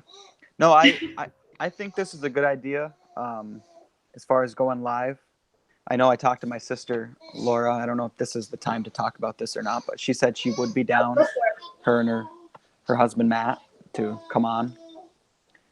Yeah, I was gonna tell you to invite them tonight, but I didn't know if it was gonna be too short notice. And Well, yeah. they live literally in the woods, so if they were ever going to do this, they would have to drive to town and use the internet at his work, or else it just wouldn't work. Oh man. Yeah. Okay. So would it be like a earlier in the day kind of thing, or could they do evening? No, I think they do evening. I just probably want to give them a couple day notice or a week notice or something like that. They can pack up the mules. It was Jesus is God. She watches a lot of my channels too. I think about her from time to time because her mom's been sick, and Oh yeah, she is a sweetheart. that's the thing is we never meet subscribers, but I get to know them from the picture. I think the picture is more telling than the name. Mm-hmm. And it's funny, when we had the restaurant, I could have told you what probably multiple hundreds of people eat for breakfast or eat for lunch. And it's the same for subscribers. Like I see their picture in the comments and I'm like, oh yeah, like you just make these mental notes of their story. Yeah. Yeah, for sure. Well, and I guess people assume that like we're just like so busy that we like don't remember who they are, or that we're not reading the comments. But there'll be people that, you know, have commented like the fourth time, and I remember them from the first comment, and they're like, oh, hi, my name is so-and-so. And I'm like, yeah, I know you. Like, we're friends now. Do you remember your first subscriber? I don't want to put you on the spot, but. My very first one? Well, see, okay. This is the timeline I'll give you summarized real quick. So when I was like 12, I used to make singing videos, and I would put them on YouTube. You need to release those videos. They're so far gone, thank God. But I deleted that channel. I probably had like 90 subscribers on that. And I deleted that and then made a new account just so I could comment or whatever. And I made that in like 2008, which is the account that I use still today. And so it's kind of funny because my old URL, my sister used to call me Lorenzo instead of Laura. It's really random and strange. Well, that's going to stick. I'm just telling you now. Hey, that's fine. She probably doesn't even remember doing that. I thought it was hilarious when I was like, 15. So this is so embarrassing. My account name was like simply Lorenzo. I didn't want it to be my name. And then like once I decided I was gonna actually post some videos like 2 years ago, I was like, well, let me make this my real name. So I made it Life of Laura. And that was just like a 2-second decision. Mm-hmm. And now I feel like, thank God I didn't stick with simply Lorenzo. That's all I can say. That'd be horrible. Very similar storyline. I guess YouTube, was a thing. And we had the restaurant. So I said, why don't we start doing YouTube stuff? At the time, there was a channel called Shaytards that was really popular. And oh my gosh, I used to watch him. Yeah, so I was like, I watched him when he was heavy. yeah, that's how you know how old it's been. And I was watching Wrangler Star. So we bought like a Sony Bloggy camera. I bought my very first iMac computer so I could edit. I mean, we were going big, and we posted. Now, this won't surprise you because you guys pick on me for having like 134 videos of the house renovation. We had probably 300 or 400 videos Oh under my our gosh. under our old name, and we've got them all still. They're all on YouTube, but they're private. Someday I'm just gonna explode everybody's mind and just release all of them at once. I think it would be Please. because they were Please. like, yeah, What were they about? they were vlog style. Oh, So so this like family vlog, like a week in the life. yeah, just like what we did that day with the restaurant and like the trials and tribulations of owning your own restaurant. Car rides, I mean, all sorts of. Let's be clear about one thing, I guess. They're terrible. Okay. I'm ready. They are so bad. But I thought about sharing it. Some random one. Okay. I want to challenge you here. Okay. When you hit 10,000 subscribers, which we all know is coming soon, Oh, I don't know about I that. want a compilation video of the old restaurant days greatest moments. Yeah, I've got some. I think I have the best one of the restaurant that I can remember off the top of my head is my very last night. We had a pretty raging party in the sense that we did sell alcohol. We were kind of a hangout kind of place for college kids, but we had music. And the guy said, "I've got pyrotechnics." I was like, "What do you mean?" And he had these firework things that you could, I think they're called Roman candles. Oh, wow. Yeah, those He's are illegal in some states. Well, they should be because they're dangerous. And he set them off in my restaurant. And this guy, yeah, I play one of his songs sometimes. His name is The Great Chernesky. Check him out on, I think he's on SoundCloud. I love his music. It's kind of twangy banjos, but he lights the Roman candles and he's just like shooting them. And it was actually kind of cool for a little while until my carpet caught on fire. Yeah, I bet. Yeah. Yeah. So it was bad. And this was the last night. Like I already signed the contracts and everything to sell the restaurant. So at the end of this party, I'm going to lock the door and it's somebody else's restaurant. And he literally caught it on fire. But I got it to go out. Yeah. So I have that, a vlog of that. I think that would be quite interesting, right? Yeah, please share that. That's amazing. We'll see. Wow. We'll see. You know, those Roman candles, so in Virginia, if you want the good fireworks, you got to drive to Pennsylvania to get them. Mm-hmm. I never told you that, but yeah, so we had Roman candles for a couple years, and I always like to say the spells from like Harry Potter. Oh my God, you're a Harry Potter nerd. Oh no. No, I read books like 1 through 5, and I watched the movies, but I really like. Sarah's read all of them. She's Well, once they got to like be bigger than the Bible, I was like, no, I can't do this. It's too much. Yeah. And they just got weird with all of like what are they called? Dementors or whatever. When those things were in it, I was like, this feels wrong. Yeah. That writer that wrote those is so wealthy. I was reading an article a while back now. I think she made like billions, like $1 billion something from that book series. I'm sure. And I think she's like a really awesome philanthropist too. I think she gives a lot of money away. But anyway, yeah, so I would be like saying spells and like these things would be shooting out, and it's really funny. If you ever get to play with Roman candles, you should try that. They're an outside firework though, not inside. Yes. Disclaimer: I'm not telling you to play with any, but if you happen to, that's what you should do with them.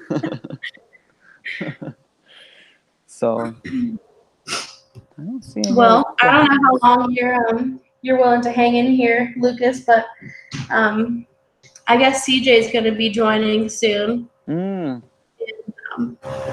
yeah, you've already put in 1 hour and 15 minutes, so it's whatever you're wanting to do. But I got some good amount of editing done. I don't really want to go back and try to do any more right now. So okay.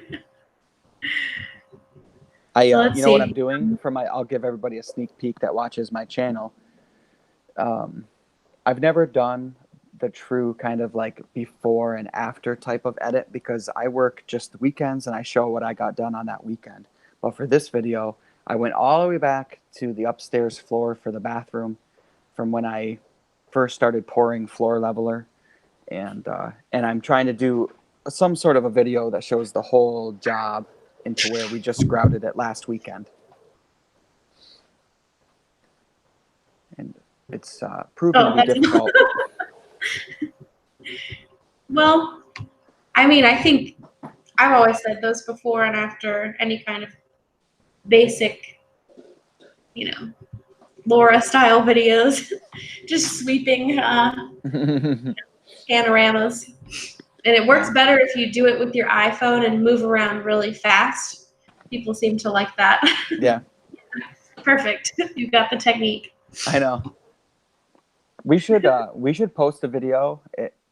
Like you could do it because your channel's huge and a lot of people would see it, but deliberately post a really bad video on purpose, like as a joke. Oh my gosh. Oh man. I mean, you're gonna lose some subscribers, but I mean, they'll come back. You know. Well, here's the thing. Like, I've already done that. I already have up a really terrible video. You saw the comment I got earlier. I'll just tell because I don't really care. And I think it's kind of funny.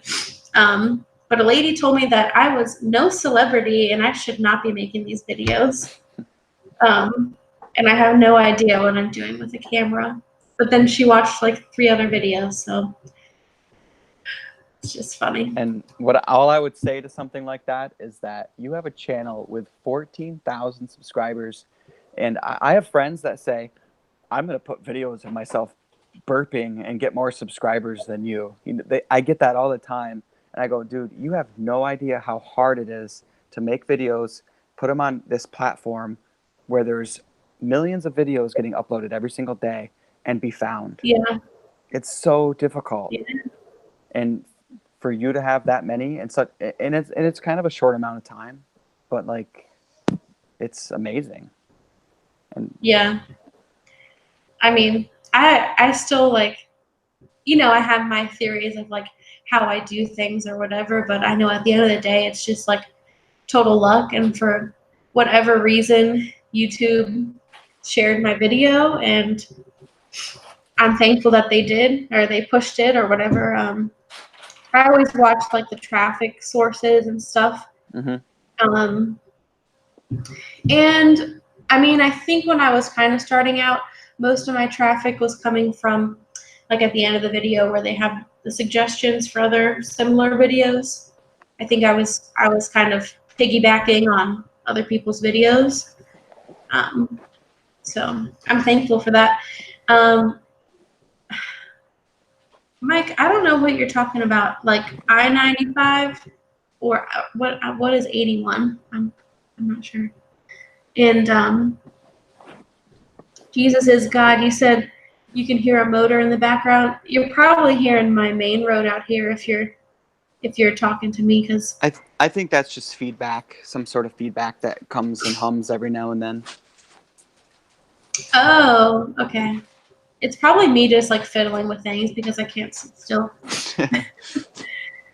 I do want to have a garden / farm / chicken whatever video soon, but there's still a lot of things that need to happen first. And honestly, I'd rather just keep posting the farmhouse videos because I get a lot better response from those. And yeah, I'm not sure what 81 is. I'm gonna Google that. But yeah, those videos are coming eventually, and hopefully I'll get goats and all kinds of things.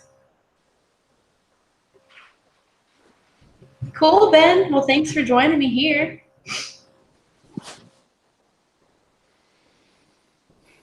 CJ's on his way back from work, so I mean, doesn't it sound like to you that he works a lot? Yeah. He's like Yeah. going in at 9 o'clock at night, and I don't know. It's hard to tell because he'll text you throughout the day because I think he can use his phone while he's at work. But I think that guy works doubles and stuff like every day. Yeah, Kelsey, that's one thing I'll say to you. You got a good, hardworking man.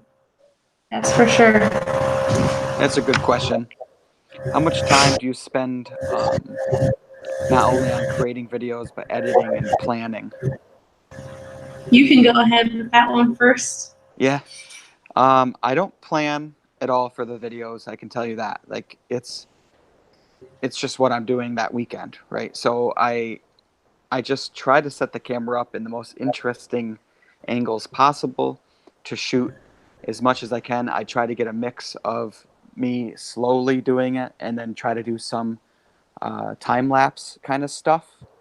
I'm really bad about B-roll because I usually am tired, like when I'm done work, and I just don't want to do B-roll kind of stuff where you're, videoing trees and stuff like that. Yeah. It's just like by the It's time hard to I'm, like appreciate all of those secondary things when you're like yeah, exhausted and you've like cussed at a piece of drywall. It's like, oh, I yeah, don't want to film this stupid thing. yeah. And a lot of times, like I have 3 batteries for my main camera, and 2 of them are atrocious. So by the time I'm done working for the day, usually my batteries are completely dead, anyways. But so I shoot as much as I can. Laura and CJ razz me because I do shoot like a lot of video. Like the video I'm working on right now, I had 24 hours of footage to go through. Um, Ooh. yeah. So, but to give you an idea, I got home today after work at like 4:30, and I think I did that until it took me probably 2 hours to rough edit 20 hours of that. So it wasn't too bad. And when I say rough edit, that's just kind of like finding the interesting stuff and then cutting it into a beat of a song, and then Mhm. and then at the same time finding the music. So that was like, I might put 6 to 8 hours in the rough edit, and then like I said earlier, I watch the videos probably 5 to 10 times a day and fine tune them as much as I can. I try to make them as entertaining as possible, but then still kind of show what I did. It's difficult sometimes, I'll tell you. So that kind Yeah. of goes to show, I guess, how long or how much time you put into it. It's a lot, but it's worth it for me You know, a I little bit. kind of feel like, do you remember like in the 90s slash early 2000s when like the internet and reality TV was becoming really cool and um, like there was this one girl that would like pretty much live stream her whole life, or there would be like, people live in a box for like a week Yeah, and it's see through and you see everything that they do. Like that's, I feel like you, that is your life. yeah. I Like, grew up in that time it's frame when recorded. like MTV had that reality show that kind of started reality shows. Um, yeah, do you remember the first famous YouTuber? I'm not going to get her name, but I know someone's going to know who she is. She vlogged her life, and it was like a high school breakup kind of stuff, and it ended up being a completely scripted show. Do you remember that? Hmm. Um, No. I forget the name of the channel was something like, oh, it was obvious. I can't believe I can't remember it because it was kind of like it was a big deal. Everybody tuned in, and and then ended up being written and scripted. I was like, oh man, That's crazy. yeah, Yeah, I used to watch like I don't know if you remember when like Smosh and oh man, there was so many like big channels. They got together and they did like an epic channel or something. It was like 8 big groups and they did all these scripted things and um yeah, it was like Shay Tars and I used to watch all that stuff. And Shane Dawson, yep. um, I watched him way back then, and I actually still watch him now. I never really stopped. And Jenna Marbles, I always thought she was really funny. But yeah, I will answer the question too about the videos before I forget.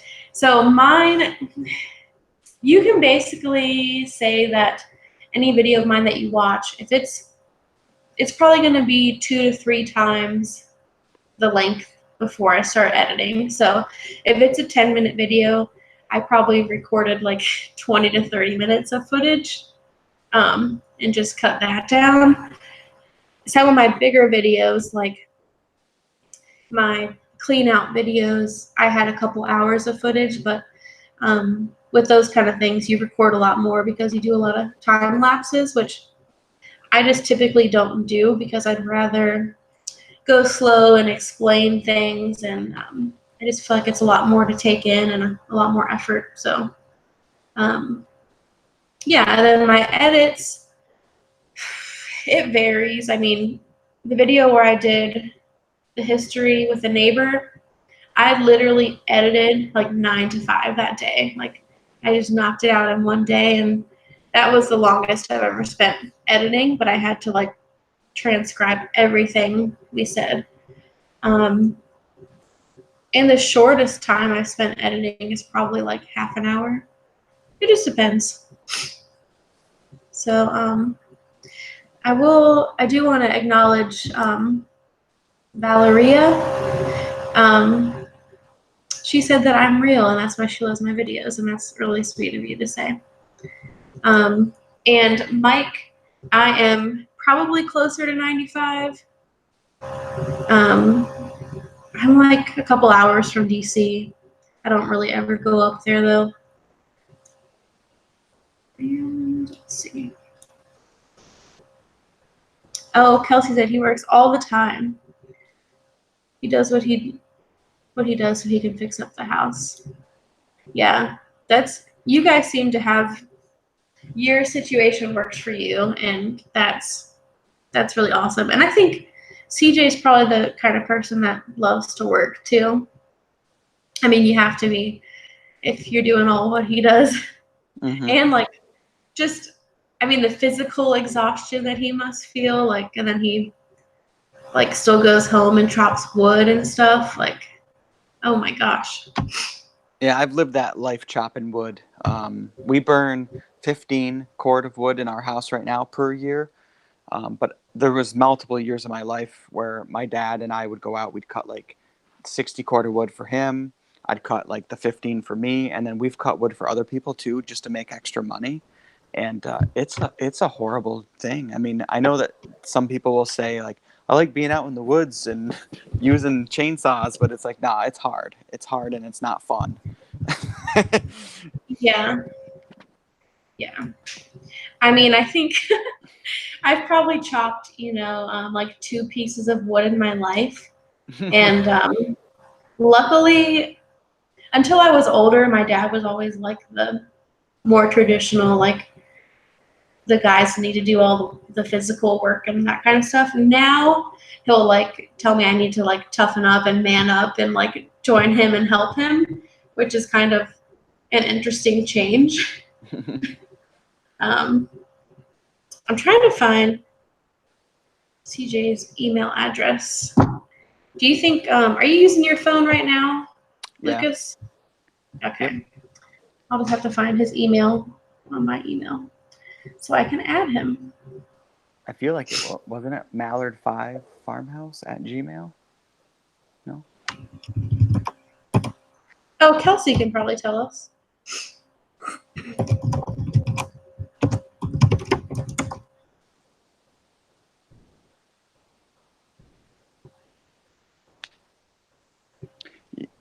Okay, I want to send it to that, so.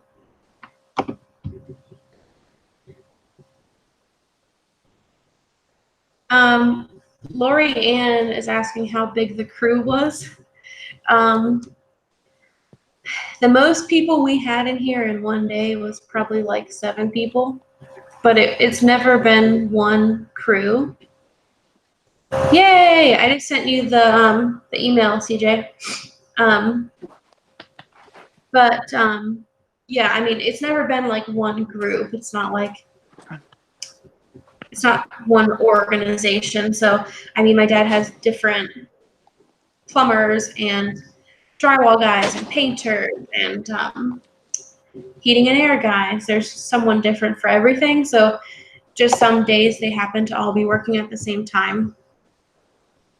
And Kirsten says, I love the friendship you all are developing. Well done supporting each other and creating a community.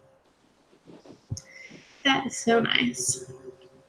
Yeah, I feel like I could say us three, we probably wouldn't have done as much as we have without each other pushing each other too. I mean, it's awesome to have you guys, for input, but Yeah. we always think of odd things to help each other out.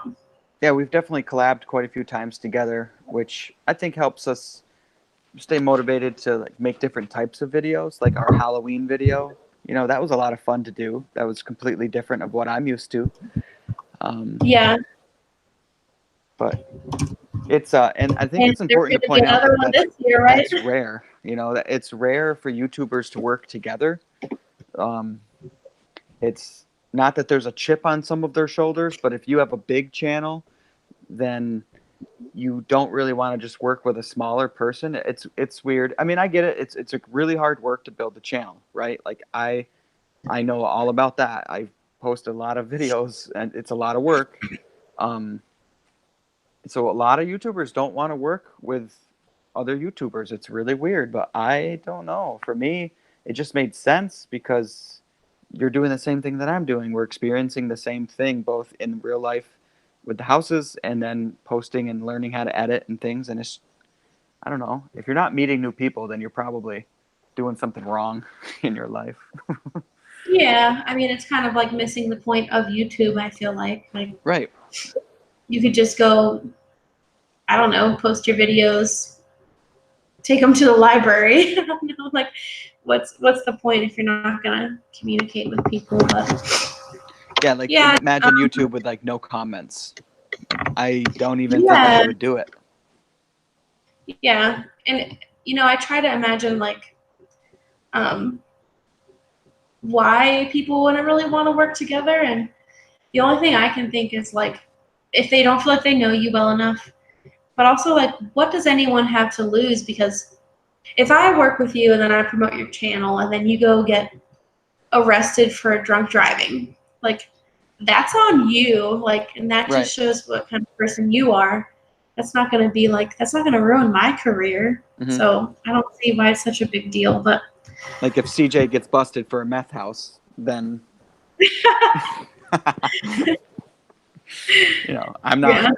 I'll feel bad for Kelsey. I might, try to help support her a little bit while he's doing his time. But I got enough bedrooms, Kelsey. You can come live here with the kids. Yeah. But I'm not homeschooling anybody, okay?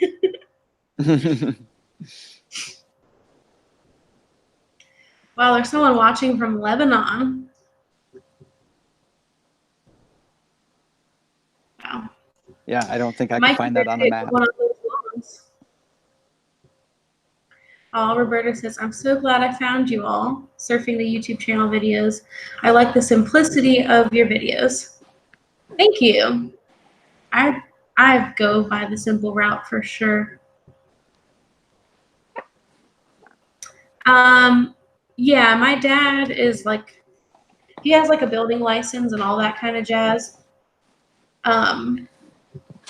It's like the lowest level one, I think. I don't know. There's like class A, B, and C, I think. So he's just always kind of done his own thing. And I guess he has like a company name, but it's not like he like drives a work truck and has like a T-shirt that says it. He just has to operate, that way, like legally. So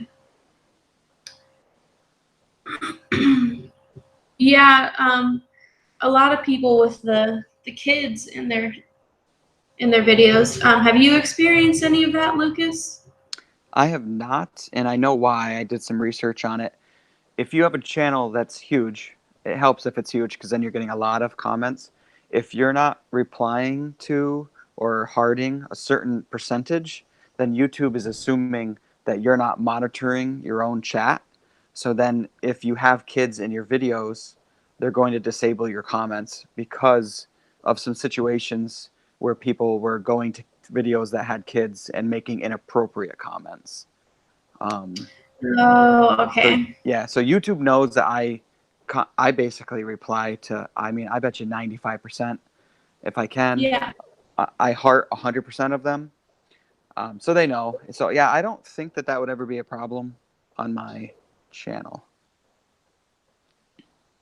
Yeah, it is kind of weird. Like, I heard such a buzz about that, and like all the channels that I watch that show their kids were all like, the next day, like 20 videos in a row were like, YouTube's disabling my comments, and all that kind of stuff. But then, like a few days later, it was just totally silent about it. So, yeah, I don't know, but maybe that's helping some of the larger channels. Maybe they have to interact a bit more now. That's probably a good thing. Right?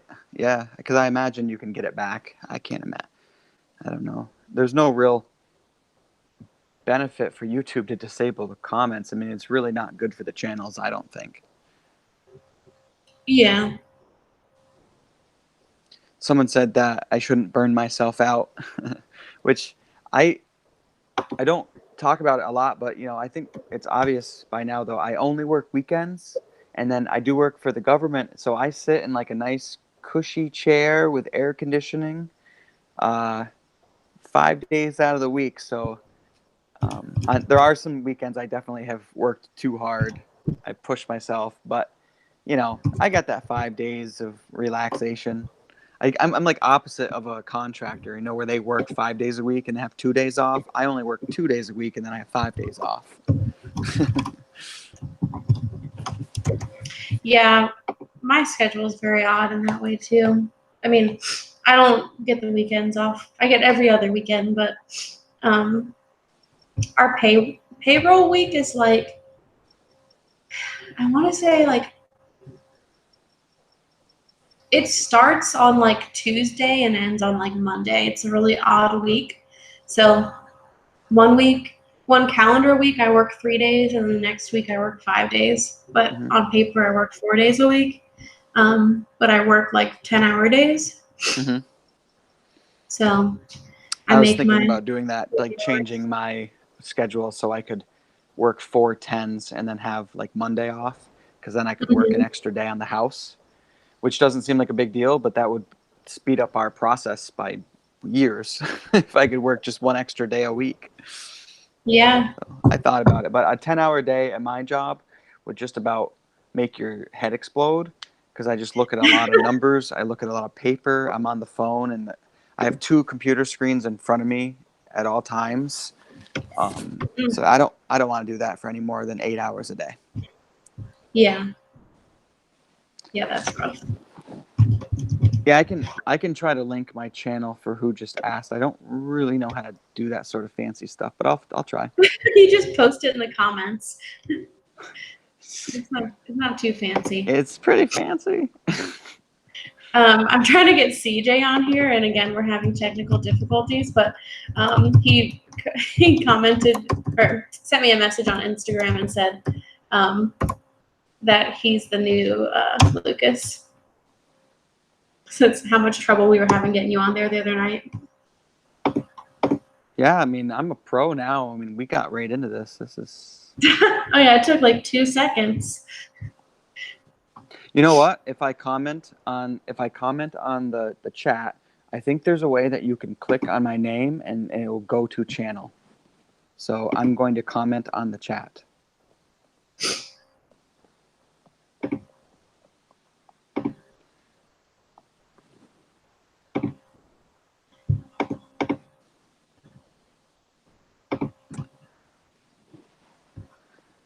I need to, I'm going to make you a moderator as well.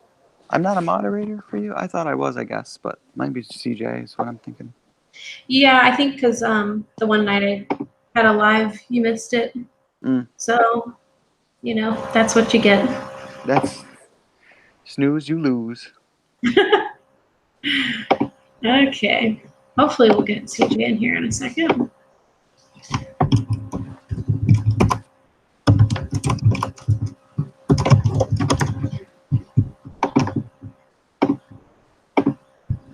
All right, CJ, are you still watching? I just sent it again from a different email, so if you don't get it this time, then you're just gonna have to like force your way in here.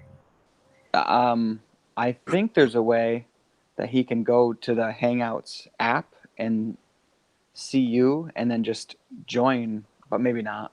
I guess that's how I did it last night. Yeah, I think you're just getting overconfident here with your Oh, come on. tech I skills. know all about the gigabyte, big bytes. You know, it's. You just start naming random technical terms, And, IP you know, address, you know. yeah. Did you notice I stopped at 2 because I didn't know anything else that was even close related Oh to. gosh.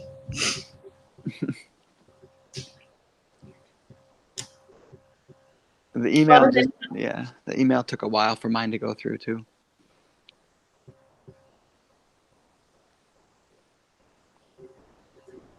I thought of a good question that we could have talked about last night. I would have liked to hear Wabi's answer, but do you have a favorite YouTuber? Oh gosh. And it can't be me, obviously, because I think that's what you would say. So, and it can't be No. CJ either. No, I definitely wouldn't say you. No, I'm just What? Um, oh, you guys are all commenting such nice things.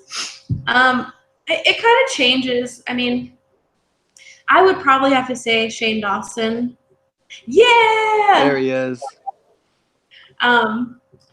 Hey, buddy, how you doing? Finally made it.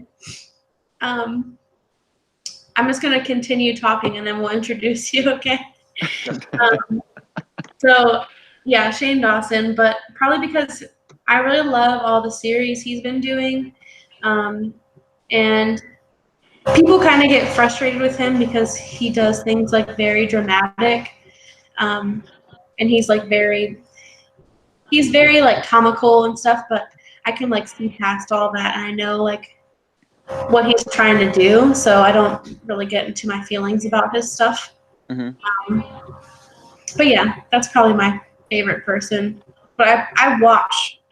I'm probably subscribed to like 100 people. I don't watch them all, but Mm-hmm. you know, if I see something interesting, I click.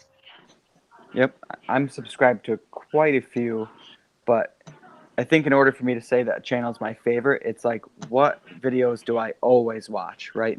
No matter what, when they post a video, I find the time to watch it. And I think most people would be surprised maybe, but there's a channel called My Little Homestead. I'm assuming, I don't know if you've heard of it or not, but it's just a family that lives out west somewhere, and they just do odds and ends, and I don't know what it is about that channel, but I really like it. And they post every Saturday morning, and I honestly look forward to it. And it's like a show. They do a good job with the edit. But that is the only channel other than you guys where I watch every video. But Oh, I just pulled them up. Yeah, they have 175,000 subscribers, and yeah, they're a big channel. And then you know, there's lots of other channels that I watch and enjoy, but huh? Do they like build their own houses? yeah, like each one Oh of my their gosh, I've watched them before. yeah. Okay, this it's called the Family Build Shays Earth Bag. It's this pink thing. It was like an hour and 28 minutes long, and I watched almost the whole thing. Yeah, it was really cool. They use all different kinds of resources. I guess the earth bags are what, sandbags, and they build houses with those. Yep, yep. Yeah, crazy. Yeah, they're fun. I don't know what it is. They're just like a really wholesome family, and they, I don't know. They seem They to don't. work together really well. Yeah, they really do. And I don't know. I think I watch it for a lot of reasons, but I kind of hope that my family, my immediate family here, ends up a little like that. So maybe I'm just trying to like learn as much as I can because their dad and mom, they're such nice people, And it Yeah. seems like they've let their kids do what they want to do and be their own people. And I don't know. I just like their family a lot. What's the name of this channel? Yeah, My Little Homestead is what we're talking about. Nina. Okay. All Very right, cool. CJ, you can. Yeah, CJ, how was work today? I want to know. I didn't go to work today. I went to work last night and slept today, and we just got home from church. So. Oh, that's right. But I Are did you a work on the. pastor, or Huh? are you a pastor at the church sometimes or something? You don't get up there and. No, you can tell my speaking skills are not up to par for that. I don't know. I think you'd be You'd good. make too many jokes. Yeah, I probably would. But no, today when I woke up, I finished putting the girls' floor down. So I saw that that video will on be coming Instagram. soon. I was only halfway done when I took that picture, but finished her up today. And I'm lagging. Like I'm still talking when I'm not on the screen. Well, don't look at it because it's gonna mess you up. Yep. Don't look at the YouTube My Yes, it is. screen. Stare at the Hangout one. That's right. That's right. We got an awesome screenshot of you, Lucas, on the way home. I'm the new IT manager. So if you. Well, we're doomed then. If you're the IT manager. Yeah. I don't know what was going on. Out. It took forever to get that email to get in here. I didn't know if I was doing something wrong or what. Yeah, you should have seen when I was trying to start it up. Who's your favorite YouTuber, CJ? Favorite YouTuber? Other than you guys? Yep. I don't know. I watch a lot of tractor related channels. Like Capper Outdoors and Outdoors with the Morgans. And I recently just started watching this younger guy, Farmer Tyler Ranch. And he's got a little 13-acre ranch out in California, I believe. And his videos are just so much fun to watch. He's raising cattle. And he's also got an old tractor like me. So I just started watching him. I like watching him. He's up to 5,000 some subs. He's really gained quick. So yeah, that's the channels I like to watch. If I'm not watching Farmhouse stuff. Very cool. Mr. Mike says call 1-800 Lucas Live. I don't. For a good time, call 1-800 Lucas Live. I don't know if that's a real phone number. Yeah, don't call that. Funny joke. I don't know why I'm thinking of this now. I guess 1-800 numbers. But you ever do the trick back in the day when there was payphones, and you needed like your parents to come get you? So then you'd call collect on the payphone, and when it said to say your name, you'd I'm done with practice. Come get me, and then hang up. You remember that commercial? It was Bob had a baby. It's a boy. You remember that? I saw that. Yeah, that was one of my favorite commercials. Yep. I think everybody did that, and that's probably why those phone booths were taken down, right? Yeah. That and cell phones. Yeah, I did that. I did that not too long ago, probably 5 years ago when we was up in Canada, because we didn't have cell service. We was on a bear hunt, and they had a payphone in this little tiny town. We have a payphone in our local store, dude, and it works. Yeah, so did this one, and that's what I did. I called collect to my grandparents and said, "Hey, this is your grandson CJ. Pick up the phone real quick." This is CJ. I shot a bear. Yeah. Well, no, I didn't have that good news, but I just wanted to talk to him. Have you ever shot a bear? You see him up in the woods in Ohio? No, I haven't seen him here, but we went up to Canada twice, and I shot one the last time we was up there. They get one every year off my dad's land. There's a lot of black bear up here. Yeah. Do you guys eat them? I personally have never eaten one, but they do. Yes. I never did either before we started hunting them. They're greasy. And they are delicious. I was really surprised. I didn't think the meat would be any good, but bear meat was good. You got the itch now. See, I feel the same way about. I went out into the woods and I found some morel mushrooms. Yeah. So now I am hooked. I'm telling you right now, that is just like crack cocaine course, I've never. You never had them before? No, I've never had crack Oh, cocaine yeah. either. But no, the morels were amazing. I can't even believe how good. Yeah. Yeah. I never had them till I started dating Kelsey, and her dad was frying them up one day, and that's when I got hooked on them too. Yeah. My dad, he occasionally hunts, but when he does a lot of hamburger, and he likes to go to our local grocery store and get like pig fat or beef fat, and Yeah. he always mixes that up in there, especially with deer because it's so lean. But Yeah, that's what we did with the bear too. We mixed up pork with it, and Yeah. it was really good. You get big whitetails up in Ohio, don't you? Big whitetail Oh, yeah. bucks. Yeah. Yeah. Well, I haven't shot one yet, not since I moved here, but I haven't had much time working on the house and trying to keep the place warm that time of year has Mhm. been a chore. But with the insulating the house and putting windows in, that should be getting easier, and a new stove.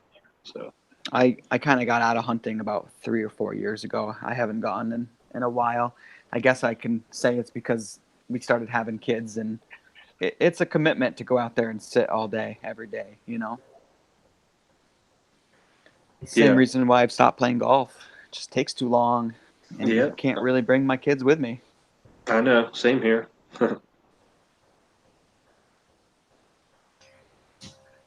Laura's probably a big golfer. oh yeah, I just love to go out on the course and You'd be good because you're so tall. You look like a golfer. shoot all the holes and go all the Yeah. rounds. Every time I So I was refresh thinking the of a. stream, I watch the whole ad. Okay, Laura. Oh, that's what I was doing too. What? Yeah. I refresh the stream, and every time I do, I watch the whole ad. I don't push skip. Just so you know. Oh, thank you. You've gotten like 50 from me. Well, my dog is crying to go So outside. what did Would you guys mind if I left you here for a minute and took her out to pee? Go ahead, but don't get attacked or Yeah. something, because we'd have to call the police, and we don't know really Yeah. where you are. So I mean, I don't want to hear any screaming in the Yeah, I'll background. just like, point the camera out so you guys can see it all go down. Okay. Yeah. Okay, I'll be back in a few minutes, so you guys can just carry on the conversation. What did everybody think about us having the live stream with Wabi Sabi last night? I haven't seen too many people talking about that. I mean, I haven't even read the comments from that video on your channel. Are you getting a lot of comments? Not on the live stream. I haven't got a whole bunch of comments. Yeah, Mr. Mike. Yes, I believe if you watch the whole ad, that's when we get paid. I guess. Yeah. And did you notice, this isn't recent necessarily, but the ad plays, and you can skip the ad pretty much the whole time anyways by pushing the button. But you notice at the very end of the ad, there's a little black circle, and it spins. It's kind of like a little loading circle. No, never noticed Oh that. yeah. And What's that? it basically makes you wait a good 2 seconds and nothing happens, and they still leave that skip button up. So a lot of people at the very end of the ad, you're kind of waiting that extra second, and I bet you a lot of people hit that skip button. Yeah, and YouTube is probably still getting paid the full amount for it, while we don't. Ricardo, yeah, we can tell Laura to make an update. Yeah, her last video though probably would be what you'd want to watch though, because that's her pretty much moved in, and I don't know, like she hasn't changed anything since. So I know that she is going to be doing. She mentioned some videos on decorating, I believe, each room, and kind of how she goes about doing that. I think that's what she's going to be doing here for the next few videos, at least. Yeah, I can't wait to get to that point. Decoration. Yeah, me too. Well, today we got the mattresses for the girls' room, and tomorrow we're supposed to get the bunk bed. So Did you buy that those feels foam? amazing. Yeah. Did you buy the foam mattresses that come wrapped up? Yeah, Aren't Yeah. they awesome when you Yeah. unwrap Oh those? yeah. I feel like I'm in the future. Yeah. And me and Kelsey, we've been sleeping on the couch for the past couple years. We laid on them, just about fell asleep, just testing them out.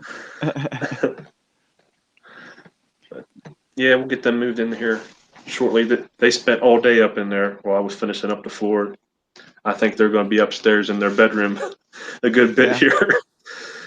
Probably won't Do see you them think they're too looking much. forward to it? Like, I'm worried about my kids when we move to the other house. You know, that will be a huge adjustment for them. But then at the same time, I kind of see them excited to get into their new room. Yeah. Well, I tell you what, mine were still kind of young when we first moved here, and I tell you, they've been really good because I've told you this before. When we first moved here, it was in December. I didn't have any firewood cut, and this house was not insulated, Mhm. and that was a cold winter. And I had to put space heaters in their bedrooms, and I just felt so bad. I felt like an idiot for moving us down here. Hmm. But I mean, and then the rooms, they were, I guess, disgusting compared to the way they are now. And I mean, they put up with everything. And so now I guess they're really excited to finally have their own rooms back. Because I had nice bedrooms for them at the other house because I Hmm. refinished those too. But yeah, there's Lauren. She said she enjoyed the live stream with Wabi Sabi. Good. Yeah, this house here is known as the coldest house in my town. I was talking about that earlier when Sarah and I first moved in here. The kitchen would be in the 30s, and the rest of the house would be heated with our furnace, so it was warm. But it was okay when it was just Sarah and I. It didn't actually bother me. We just, put extra clothes on. But Yeah, when you got the kids, then yeah, I always make sure that there's, a fire going and fuel oil in the furnace, and we crank it up because that can get cold. yeah. Well, that's like Kelsey was talking about last night. When it was just us, it wasn't a big deal. But when Yep. the kids are involved, that's when it bugs you. Some would say the cold nights are the result, or no, I guess the kids are the result of the cold nights, right? Oh yeah, well that's true. Yeah, we don't need any more super cold nights No, you better keep that fire over this stoked way. up, buddy. Let me tell you guys something. Um, so I worked at a maternity store for a very long time, and there was one lady that came in one time, and what did she say? We were joking, making some kind of joke like that, and her due date was like February. So I was like, "Oh, so what happened like last summer?" And she's like, "My husband's birthday."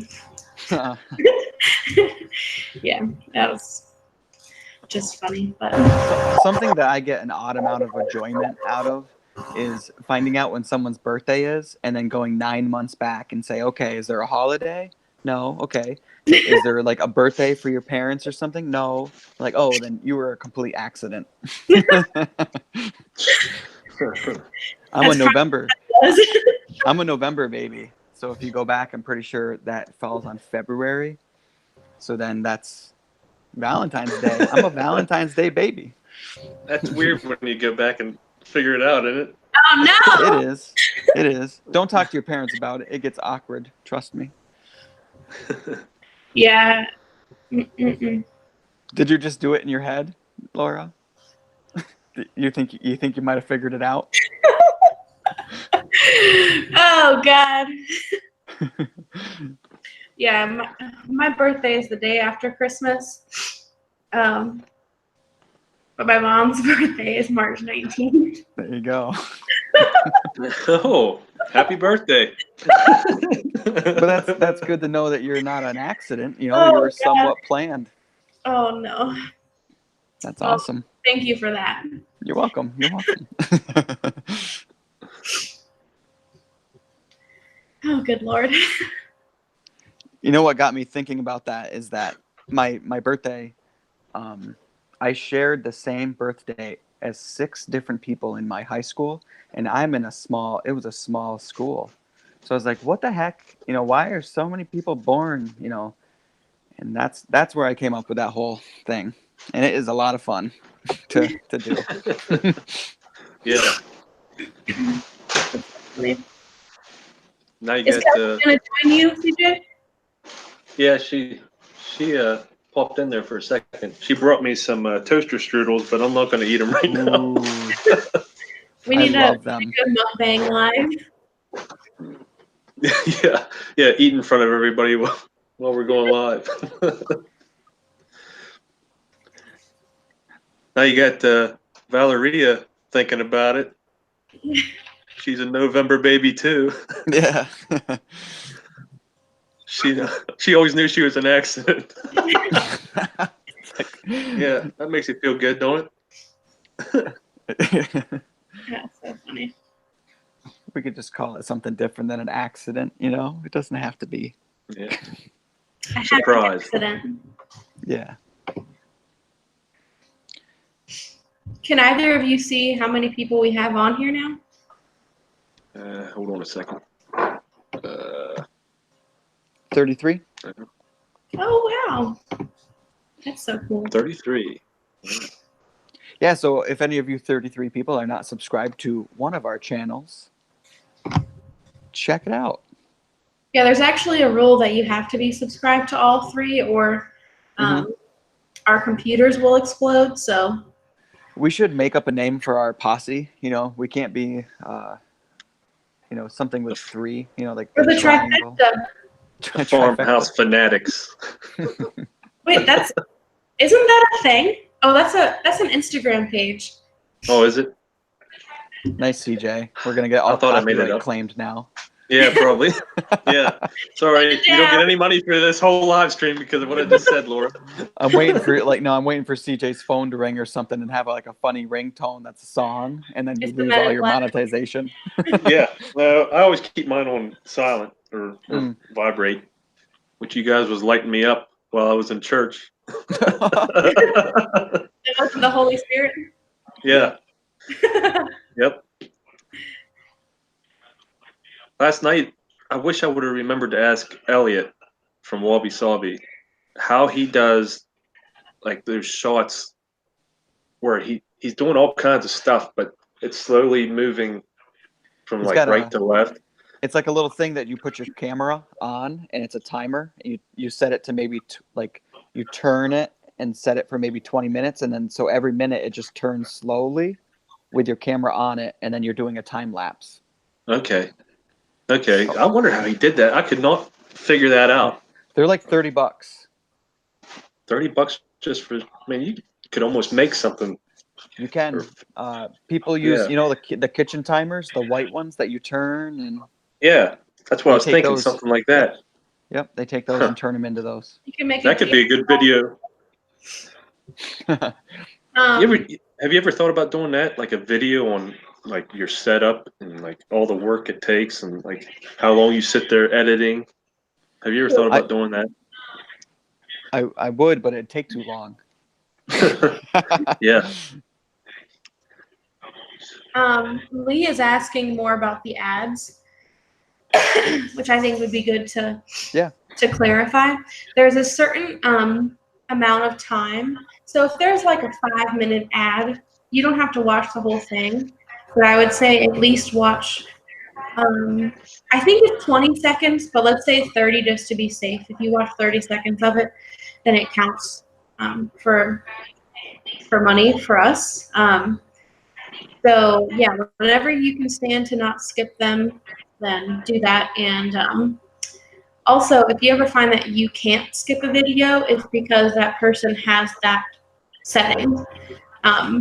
We don't get to choose what ads play, but we get to choose if they're skippable or not. So I've more so lately been setting mine to non-skippable just because I feel like a lot of people don't realize that you do have to watch it for us to benefit.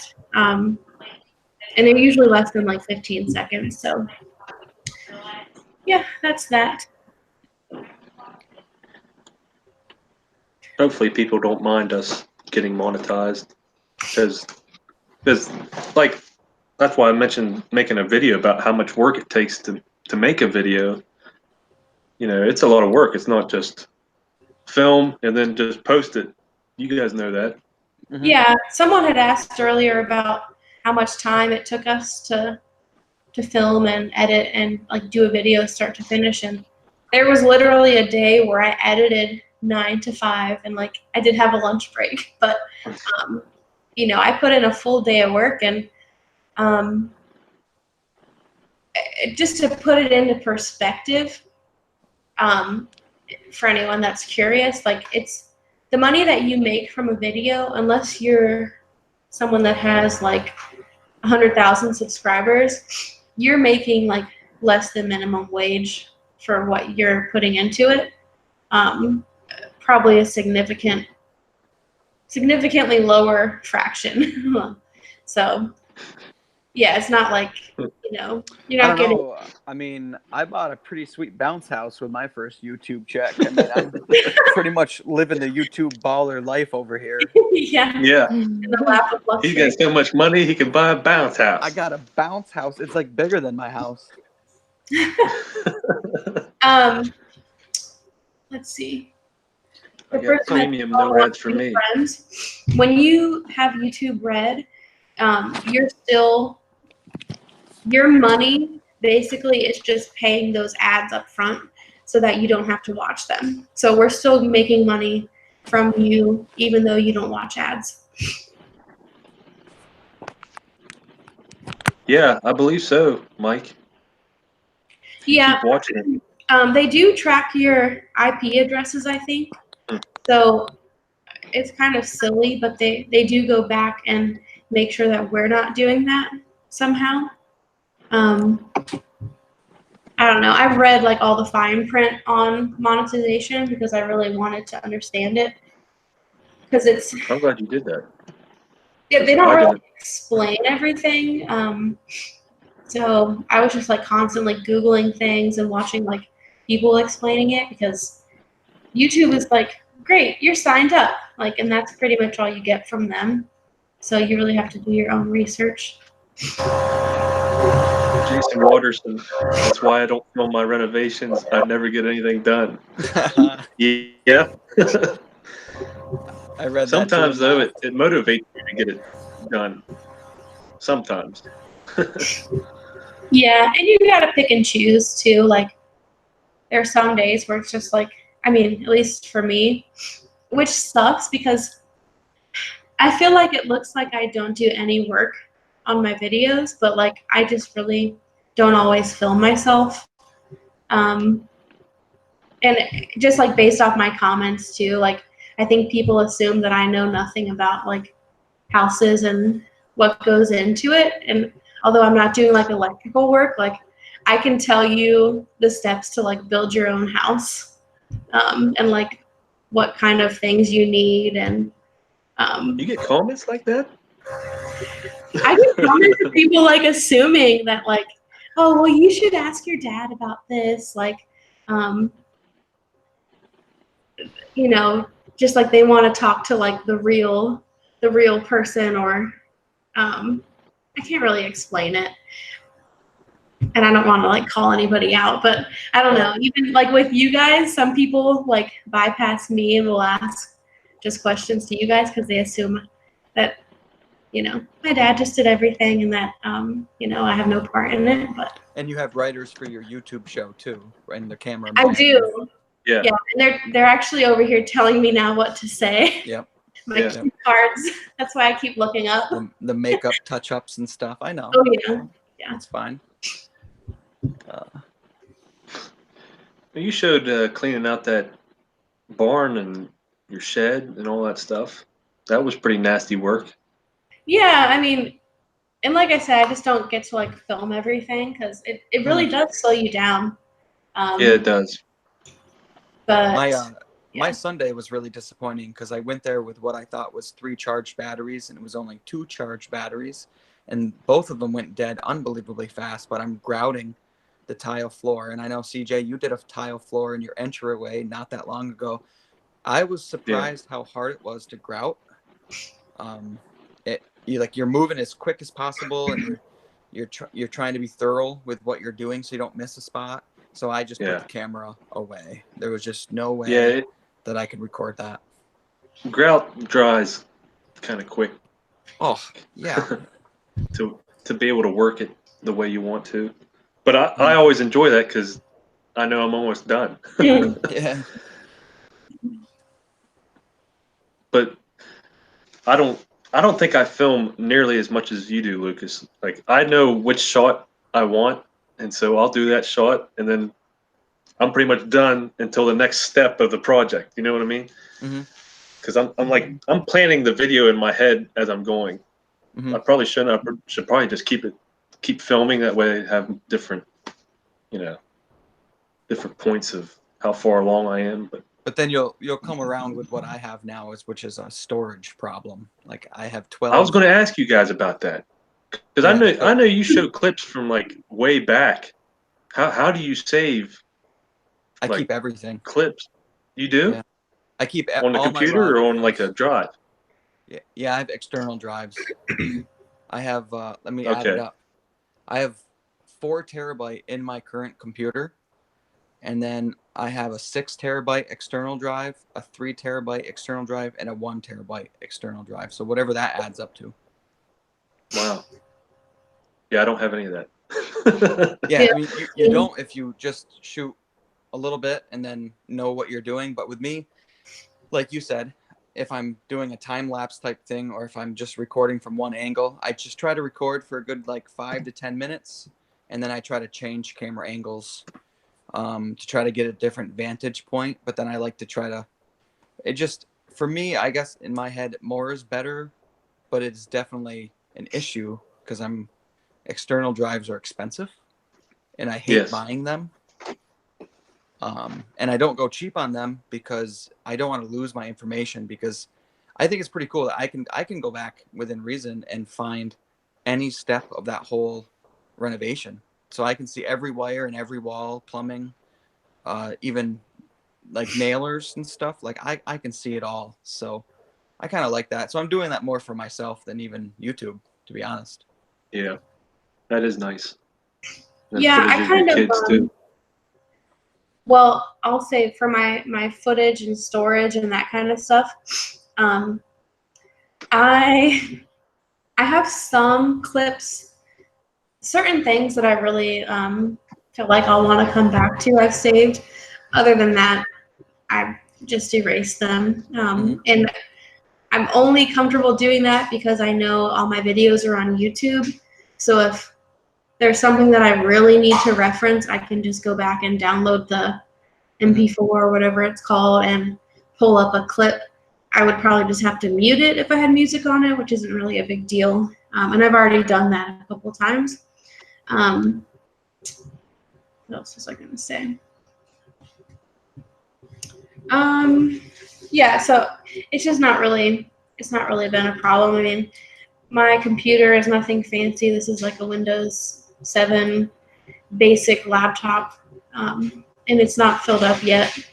So until that happens, I'm not really too worried about it. Yep. Yeah, like with me, when I'm editing, I've got so many different clips, and when you're scanning them, like I fried my first Mac, and it was a little older. Like literally, my graphics card melted. Wow. Yeah, I fixed it, by the way. I did fix it. It still works. The kids use it. But so I got a new one. And so, yeah, you need a pretty powerful computer. Otherwise, you just cannot scroll. Everything would be slow and skippy. It would take me 10 times as long. But that just depends on the type of videos, I guess, you're editing. I will say, too, I got in the habit of taking a lot of pictures as we were going through, too. Just like when all the electrical was done, I took pictures of the entire house, and when the insulation went in, I took pictures. And it's been kind of cool when I'm like hanging up really heavy stuff, and I'm like, do I have a stud here? I just go back and pull up my picture and realize that like there's not a stud in the wall, and I'm like, okay, whatever. But yeah, that's been super helpful too. What about you, CJ? What are you doing with all your footage? I just put it into files on my desktop, and then I save them for maybe a month, or I put them in different folders, and then I save them for about a month, and then after that, delete. So it's gone. So whatever. Well, because that's why I started making the videos. I take out the best stuff, and then Mhm.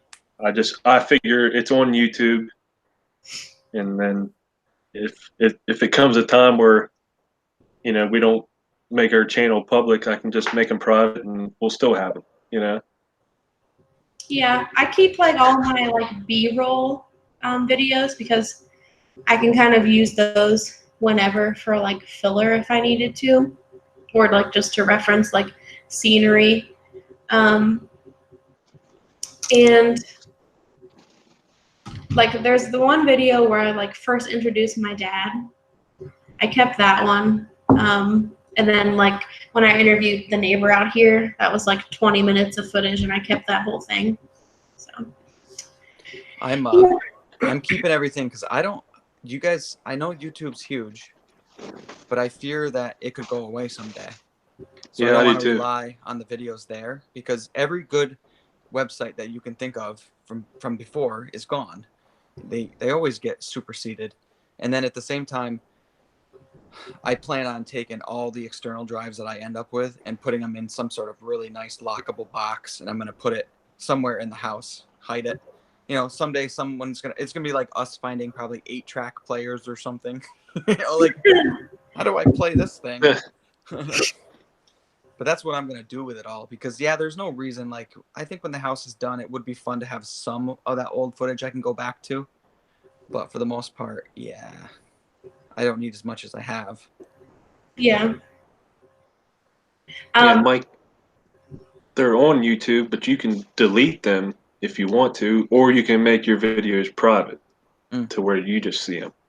CJ, we were talking about this earlier, and I probably should tell you I should come clean. yeah, confess. This is really difficult, but What happened? Tell me. this isn't my first YouTube channel, but no, I started I out. know. I know Oh, this. you knew about my old channel, or? Well, I heard you talking about it. I didn't see the restaurant stuff, but I seen like a different farmhouse channel. I can't remember what the name of it was though, but it was you. Yeah, Yeah, I don't know if I've ever been on anybody else's channels other than maybe my sister's. That would be about the only one. it was like real early stuff. Like you was tearing down walls and stuff. Really? Yeah, Are you sure you there's only a weren't? couple. Maybe I was dreaming. Maybe I was dreaming about Lucas, but no. That's weird, CJ. No, there's only like 2 videos or something on that channel, but No, my old channel. I don't even know how many, but it's hundreds and hundreds of vlog styled, footage. I said when he gets 10,000 subscribers, we need a crazy compilation of some old embarrassing stuff. I'll I do that for agree. you. Yep. He'll be at 10,000 in no time. It was I that's love where that. it was called 1-800-Lucas Live. I love that video you did where you was like hurting yourself for like the first minute of the video. Yeah. Thanks, Oh yeah, that was really funny. Yeah. all those shots were real. The only one that hurt was the table saw The stories are 3/4 inch real. plywood to the gut. Mm. That one actually, that one put me on the floor. Yeah. Yeah, it was bad. But I've not gone to the hospital once, which is amazing. If you knew me, I've done silly things in my life, like back when I used to cut wood all the time. I've cut myself with a chainsaws twice, gone to the hospitals. I've hit an axe into the meaty part of my leg where I Oh, had to go get some. That's a funny story. I'm going to tell that one real quick. So I'm in the woods with my tractor by myself, and I'm cutting wood. And my really sharp axe went right through the limb, hit me right in the leg. It went through my chainsaw pants, through my jeans, through everything, right? And I look and I'm like, oh man, that's deep. I don't want to gross anybody else. I'll just say it was deep. And it was Wow. embarrassing at the same time. I didn't want to tell the guy. I was on his land cutting wood. We were doing the 50-50 where I cut him a cord and cut myself a cord of wood. And so I didn't want to tell him because I was only in the woods for like 10 minutes. and I cut myself. So I wrapped my belt around my leg to stop the bleeding. And I went inside of his house and I just said, "Oh, I forgot my my mixing Lieutenant stuff for my Dan. saw." And he's like, "Oh yeah." I was like, "I'm just gonna have Sarah come get me, and I'm gonna go back to my house and get some gas and stuff and come back." And he's like, "Cool, cool. You want a cup of coffee?" Sure, sure. You know, and like yeah, yeah. Coffee thins your blood, you know. And I'm drinking coffee, and all I can feel. If you ever cut yourself bad, it pulses. You can just feel that Oh, yeah. pulse. And so Sarah said when she got there, I called her and I said, "Can you come get me?" She goes, "You've only been there for 10 minutes." I go, "Can you please come get me?" I just said it twice and hung up. And she said when she saw me that I was white as a ghost and that there was no way that this guy didn't know something was up, but he never said anything. Yeah, so that was 10 stitches. Dang. Axes be sharp. I haven't done nothing like that. Knock on Oh, wood. come on. You stop it. I haven't. At the old house, you cut your hand. Oh, That saw. okay, yeah. Oh, I guess. yeah. Okay, Oh, yeah, I One did. foot in the road. I just had one of those little hand saws, and I was cutting some limb. Well, it came out of the cut, and I cut my hand right here on top, and it was bleeding. And of course, I go in the house and it was bleeding. And it wasn't a big deal, but Kelsey's freaking out, you know. It was a big deal. You needed stitches. Well, we went to the hospital. I was getting stitches, and I was watching them do it. And they said, "You sure you want to watch?" I said, "Yeah, it's fine." I said, "I don't feel nothing." Well, on the very last stitch, I felt it, and it looked weird. Like everything looked nice and tight. They was doing a good job, but the last one didn't look right, and I can feel myself getting lightheaded, and I'm like, I don't feel very good. And then the next thing I know, I wake up, and there's doctors and Kelsey and everybody standing over top of me. They said I was like, what, like you were shaking like around. shaking, and I don't want to do it. Yeah, yeah. Gosh. So I'm not gonna watch getting stitches anymore. I don't even watch getting my blood taken anymore. Yeah. Certain things with blood I can't do either. I mean, I Yeah. can like watch myself getting a tattoo, but like I can't watch anyone getting a piercing or deal with a lot of blood. Does not do well. I do have a funny chainsaw story about my dad though. He like pulled out of a cut and sliced his leg open, but he called me because he needed his wallet from the house, which he had left. He was at a different house working, and you know, like when your parents call you and sometimes like it's just like a bit much and it's like, oh gosh, dad's calling again. And then I pick up and I was like, yeah, okay, like what do you need? And he's like, hey, can you bring my wallet into town? And I was like, oh dad, I'm really busy, I have something to do. And he's like, okay, well, I just cut myself with the chainsaw. So I was like, oh my God, I'll be right there. So I got his wallet, and luckily, for whatever reason, I handled it well. And I realized that he probably needed new pants because he like cut his pants off like Tarzan. So took him a fresh pair of pants, and he ended up getting stitches in his thigh. And luckily, he didn't really like slice it too far, but enough to get stitches. So. Yeah. I think we lost Lucas. We did. Huh. I wonder if his phone died or something. That's what it says in the IT man comments. going out. Yeah. Mr. Mike. Hopefully you didn't. Oh, it swiped your hand. Okay. At least you had a glove on. What? Whose videos did you watch within 9 days? Is I think that? he's talking about Lucas's. Oh yeah, because I don't have that many. Oh, cell phone down. Oh. Do you want me I didn't to? know he's on his cell phone. You want to join from your iPad, or are you just over us? Still got 21. Yeah, I'm hanging in there. I'm doing fine. I feel so much more relaxed because I'm not the host. I was so nervous last night, like afraid my computer was going to crash or the power would go out, something, you know. Oh no. And the Farmhouse celebrities Yeah. aren't with us. Yeah. You know what's funny though, when we started this thing, and you'll see it later, I'm sure, if you want to go watch the first 5 minutes and see how chaotic it is. I definitely want to see that. Yeah, so I was like so confident and ready to like start it up at 8. So it was like 3 minutes before, and I like got on my computer and realized that I had no idea how to do it. Like I had not read any directions or anything because I thought it would just be like self-explanatory. That was not. So finally, That's what I did last night. I got on there like 2 hours before we said we was going to go live, and then I'm Googling like every video, every article I can find on how to do it. And then still, I had trouble getting on tonight. Yeah.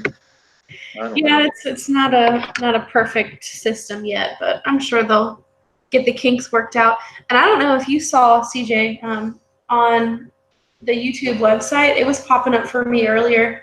Hey, YouTube just released a survey for everyone to do. I think it popped up for me.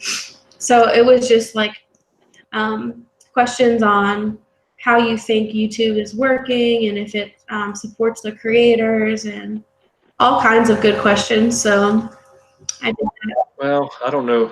How would you answer that? Do you think they're supporting us as creators? Like, because we talk about this all the time too. Why do some videos, especially Lucas, why do some videos take off and why do some don't?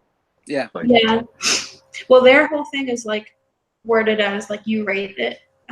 You rate it from like strongly agree to strongly disagree. So there was a couple that I like strongly disagreed with, and then it asked you to like elaborate on those. So, but hopefully they actually listen to the feedback that they get. Yeah, I hope so. I've seen those before, and I've always done the surveys. And but to be honest, like whether I think YouTube should push my channel more than somebody else's or something, I don't know. I feel like they do a good job, you know. But it used to be a lot better. Old YouTube was so much better because you'd get on there and you just go to trending, and you would never know you're gonna watch anything between a cat jumping out of a window or like someone blowing up a pineapple with like a stick of dynamite. Yeah. Like It was actually what was trending, not yeah. who they want to support. Because now it's like it's music videos, which I don't give a hoot about. News stuff, which, you know, if I want to watch the news, I'm going to watch the news. I really don't like that they makeup. I don't like that they put TV stuff on YouTube, you know, like the Jimmy Fallon stuff and those clips. It's like, you know, if you want to watch TV, then watch TV. But yeah, I know that there's big money in it because I did watch one of their videos. They had a map of the world and they were just trying to get people to point out one like continent or something, and nobody could do it. But it had 17 million views in 1 week. Yep. Oh yeah. Well, and they're realizing that more and more people don't have cable or, right. True. You know, that's a good point. To that, so they're double dipping. Yeah, and I mean, there's celebrities. Will Smith has a YouTube channel, and I mean, his channel is great because I actually watched a video about this the other day, and they were talking about him in particular and how he's actually like adapting to the culture of YouTube and not trying to make it like a show. So they were kind of praising him for that. But yeah, there's a lot of people that they're just doing what they do on TV on there. And if you look at, I know you guys have seen Social Blade for like the top 100 YouTube channels and what they are and how much money they're making. It is like sickening. Like some of these kids are like 4 years old and they're making $150,000 a month. Yeah. Like I cannot even imagine what that making mommy and daddy proud. Yeah, it's just insane. Yeah, it's kind of odd to think that there's that much money in ads to pay someone, you know, hundreds of thousands of dollars for one video in some cases. And also, have you ever seen like a 3-year-old watch YouTube? Like the 3-year-olds that I know all skip the ads. Yeah, they're not watching the ads. I saw this one, this funny like meme that said like, no one declines a call faster than a 3-year-old watching YouTube. There's so many times where I'm like trying to call my sister like an emergency situation. It's just like decline. Like, what the heck?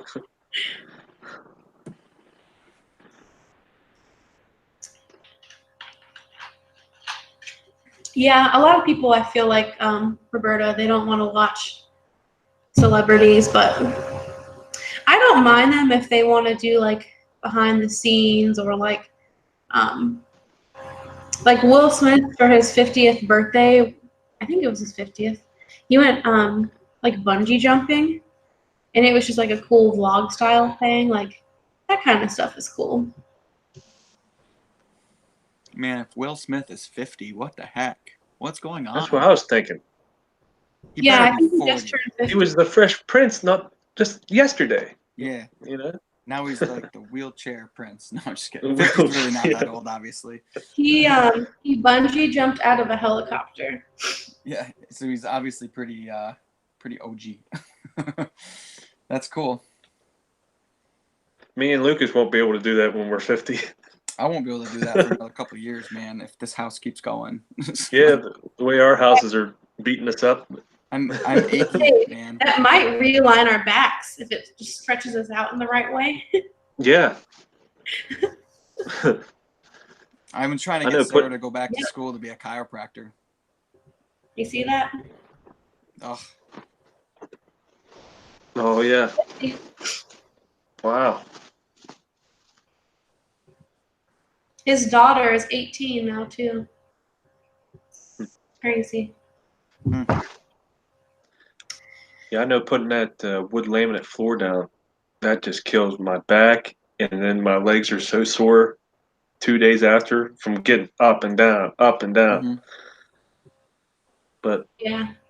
I like doing this stuff. That's the only safety thing that I believe in is knee pads. My coworker Yeah. told me because we have like a cement kind of floor, and I was kneeling down like working on displays and stuff, and she told me take care of your knees because they never get better. I'm like, great. That's true. And Great to know. my dad has terrible knees, and he's too stubborn to get the surgery, so he just hobbles around. And it's like, Dad, just go get some metal, put in those. Your life will be so much better. Oh my gosh, they're so efficient now. I Like, know. yeah. Roberta, no, I am not Canadian. We live in Ohio. The closest Canadian we have here is definitely Lucas. Yeah. Oh yeah, I'm definitely close to Canada. We actually make maple syrup every year, right here. That's so cool. I want to plant a sugar maple in my yard so that I can do that because they don't really grow in Virginia. But I have silver maples, so I bought the stuff to do it, but I was too late this year. So next spring I'm gonna do that. Better get it in the ground now if you ever want to get it, to like a 30-foot tree in your lifetime. Oh, they grow quick. Yeah. A sugar maple? Or a silver maple. Yeah, I don't know. Oh, I think that's what we got around our house. Yeah, they're pretty common, and I think they're kind of invasive almost. But yeah, the sugar maple, I don't care about having huge trees. I just want it big enough to where I can make some syrup. So, but I think the sugar maple is like a 30-to-1 ratio. 40. And then Yeah. Oh, okay. Yeah, and then I think a silver maple is like 50 or 60. And I guess people also tap locust trees. Or no, not locust. Locust? Black walnut. Wow, really? Yeah, but theirs is like 80-to-1. Like the ratios just get more and more. I've heard of tapping white birch, and I've had some of that before, and it's something that you would. It's not sweet; it's more savory, I guess. But black walnut would be odd because that's a really acidic tree. That it's not really. That's Yeah, a big I money think tree too. you can like tap any kind of tree pretty much. Like, You know, I mean, they all have sap. Yeah, they all. You boil it down and make something. yeah. You got a lot of black walnut up your way, CJ? Or down Yes, your way? yeah. So much here. I've got walnuts right behind the house. I'm not sure if they're black walnuts or not, but yeah, walnut is a big time money maker Yeah, if you get it milled. we've got them Well, around here. the black walnuts are just terrible here, and they have those. They have that like basically like an ink inside of them. Mhm. So if you like pick them up, they stay in your hands. And we used to throw them at each other when we were younger and Yeah, destroy each other's clothes that way. But we have a big black walnut that we save the walnuts from and soak them, and we get the nuts out every year. oh dang, Yeah. yeah, I've never tried to eat any of those. But there's a place that I hike at sometimes, and there's like a big hill that has one sitting there. And every time I go down that hill in the springtime or whenever they're falling, it's like I feel like I'm like a clown trying to balance, like because they're just all over. I like fall down that hill. It's horrible.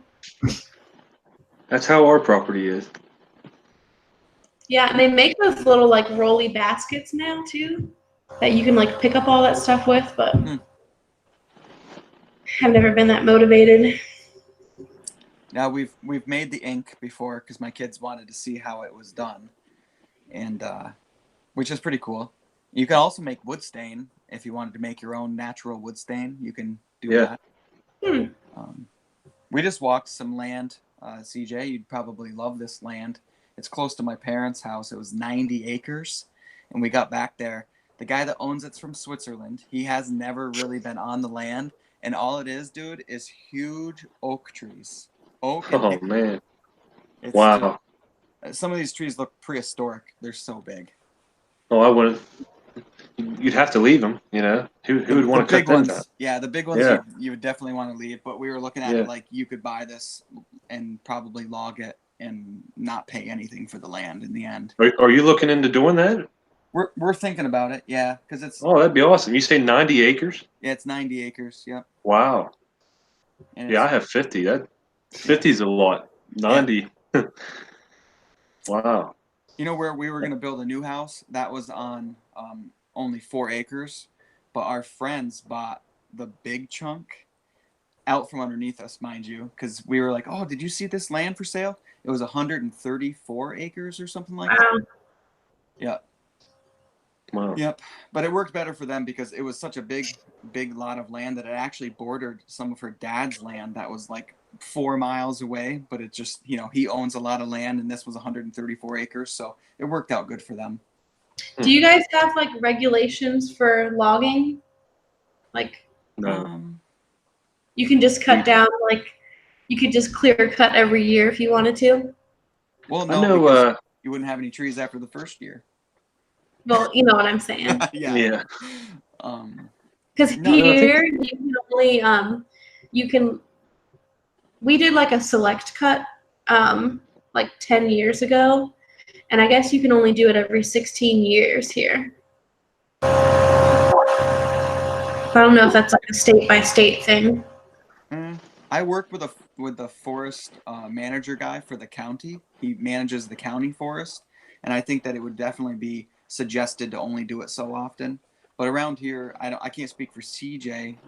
Small town stuff, you can pretty much do whatever you want with your land. You're not gonna. Yep. Same here. Yeah. I think well, there is a certain time of year though you're not supposed to cut down trees because of the bats. I think it is in the spring. So But like to kind of help. I don't really pay attention to it. If I want to cut a tree down, I cut it down. Yeah. Yeah, and I mean You can guys know that. cut trees I think pretty much whenever here, but if you like got it officially logged where like a big company comes in, then you'd probably just catch a fine or something here if you did it too often. But yeah, we did that on like 40 acres, and then my dad made quite a good bit of money on it, and then everything that was small really grew up, and there was a lot more wildlife in there, and yeah, it was pretty neat. Did we lose CJ? Because that's what happened to me when mine shut off. Is it went to my channel picture? No, I No, see I'm him. still here. Oh, okay. Sorry. Come on, IT man. Yeah, don't try to boot me out of here. Yeah, I'm just saying. I can't. It was a fight to see, get over here. I can't see the chat anymore or anything. It could be just us right now, for all I know. Your picture was coming up. Your Stonehouse icon. It was coming up there a couple times when you was on your phone. Yeah, I think I actually broke my phone because it will not turn back on. that's the new one, isn't it? It's the new one, yeah. I don't know anything about these things, but It's just sitting there charging. yeah, it's doing the little. Oh, it's probably just like really dead. Wow. The video really like will kill your phone. I guess so. Mine was overheating the other night. Felt like it was going to catch on fire. That was a good purchase for me because I really like going live, and my iPhone 6 was so trash. It was so bad. So. Yeah, that was pretty rough. Oh, I'll tell you what, I like going live like how we're doing right now. Yeah. Yeah. Yeah. This cool. This is a lot better. Kristen says, "Wait, is this live now?" Yes. Hi, Kristen. You're here. We're You've here. been asking questions this whole time. She's been watching for 2 hours. No, Kristen is awesome. She went through and was watching all my Farmhouse videos last night or today. You tricky little brats. I love it when people binge, man, because like for me, I'll get comments on multiple videos because I have so many, and they're like, "I'm on number 63, and this is amazing," and then it's like the next one, "I'm on 72," and then they get caught up, and they're like, "Oh, now I have to wait week to week." Probably when they go back to like the original ones, I'm like, oh please, because they're kind of like cringe-worthy now. My earlier videos. I have everybody beat with the worst first video. Okay. It's I don't know. It also has more views than my whole channel. Yeah. Oh my gosh. I wish I knew why. I really do. I really do too, because then you could tell me and I would do one. Hey, maybe you should do the joking terrible one. Just I just use my iPhone 6. Oh my gosh, let your daughter film it. Yeah, she's good at filming though, because she's kind of grown up with this for the last 2 years of her life. But yeah, well, let your son film it. Yeah, just give him some cameras and go ham, guys. Yeah, that's what my daughters do now. They grab their little toy cameras, and whatever room I'm working in, they go in. Daddy's working on the closet over here, and then this is where our bed's gonna be. They'll even do it like when you're not here. They'll stand in here and they'll act like they're, having their YouTube. Everyone like and subscribe. Yeah, and, I'm afraid they're gonna have their own channels here before too long. That's so cute. Yeah, but for real, you guys should both do that. Have your kids film it, and okay, so I don't have kids, so I think it's just adorable. But like when I see like a 2-year-old has a camera and you can hear them like, and like, like pointing at their little shoes, and like it's always really cute, and they don't even realize how cute they are. Mm-hmm. So you should definitely at least do a little segment of that. Every time Kelsey films me, it looks like we're having an earthquake. Oh, dude, those are fighting words. If I said that, you would be all over it. Yeah. Just she must hold the camera like that. Don't let him get away with it. Don't let him. I just won't do it anymore. Then yeah, you can film for yourself. That's right. I'm digging a hole here. Yes, you are. Well, someone commented a little earlier and said they would like to see us three ladies do something together. And I was kind of thinking that it would be cool if Lucas, if your wife, and Kelsey and me could all do like a live or something all together. And I don't know. I think it's like the whole idea of just like a ladies thing is kind of silly in some ways, but hey, every night before bed, we let Lily stay up a little later than Jace because she's older, and I put Jace to bed. So they call it girls' night, and they usually do a craft or just talk, or they read a book or something, but they call it girls' night. And Lily always invites me. She's like, "Can you come to girls' night tonight?" And I'm like, "Well, it's girls' night," and because Jace and I, we do our own thing upstairs. I read him a book, and we kind of talk about the day or something. Sometimes he just kicks me in the back and calls me the worst dad ever. But but yeah, you guys should. You really should. I think Sarah would like that. I think it'd be cool. Yeah. I mean, I know everyone. I'm always up to go live. Yeah, we know how much you like it. We saw that. I'm sure everyone. Me and Lucas will just sit back and watch the game. Yeah. So I just looked at both of your all's channels to see how many total views you have. Do you guys know how many you have? I think I'm around 75,000. I think you're at 76,000, CJ. Oh, okay. Or very close to it. And Lucas, you are at 537. 537. Wow. You'll be at 1 million. That's how many I have. Yeah. Too long. You have what you must have 1 million. You must. I think I remember you saying that one day on Instagram even. She's probably at 1 billion. 1 trillion. Billions and billions and billions. No, just kidding. I'm at 1.3. Wow. It's awesome. Well, you're doing good then for the hate comments. Yeah, right? 1.3 million have watched, and a few hate comments here and there. That's not bad.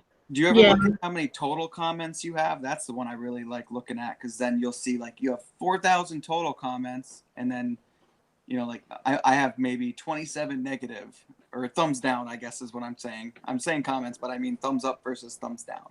How do I find that? It's in there. Yeah, I've never seen that.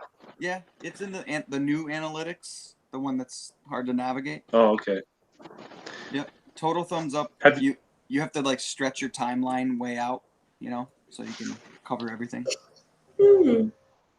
Have you noticed like YouTube holding back comments from you, like for review? I have a lot of strict things on my channel where if you say certain words, then it holds it for review automatically. Okay. Just because, I don't know. I try to catch as much bad stuff, because someone will say something really rude, that's just uncalled for about my wife or something, and I'm like, I don't want that to. So if you type the word wife, there's a good chance that like that will go right to my review pocket. I was feeling really bad because there's a guy, he's got a Massey Ferguson tractor down in Louisiana, and he's always leaving the nicest comments on our videos. And he had commented on like 5 of my videos, and every single comment was held for review. And I didn't even know till I got on the computer and checked them. And I was apologizing to him. He might not even know either, though. It might still look like it posts to him, because you know how you can shadow block people, and yeah, they don't even know. But I always comment back to him, and I hadn't been for like 5 videos, so yeah. I felt bad. Well, I try to answer every comment. And if YouTube thinks that comment is a link, they'll usually hold them for me. And then I also did the keywords of like any word that I don't want to hear. I put it in that box so that those people get. Oh, I need to do that. I didn't know you could do that. That's what I was saying. I put like stupid, ugly, like every terrible word. I'm like, nope, goodbye. Yeah. So, Yes, please do that before we start getting mean comments. Please do that. Yeah, I'll have to sit down and do that. We should read some of these comments here. I don't think they do, Valeria. They just don't get a comment back unless we see it. Yeah, they have no idea. And the same thing with you can kind of hide people, which I think that's the best feature YouTube has ever came up with, because if you have someone that's just really hateful and someone that could be like,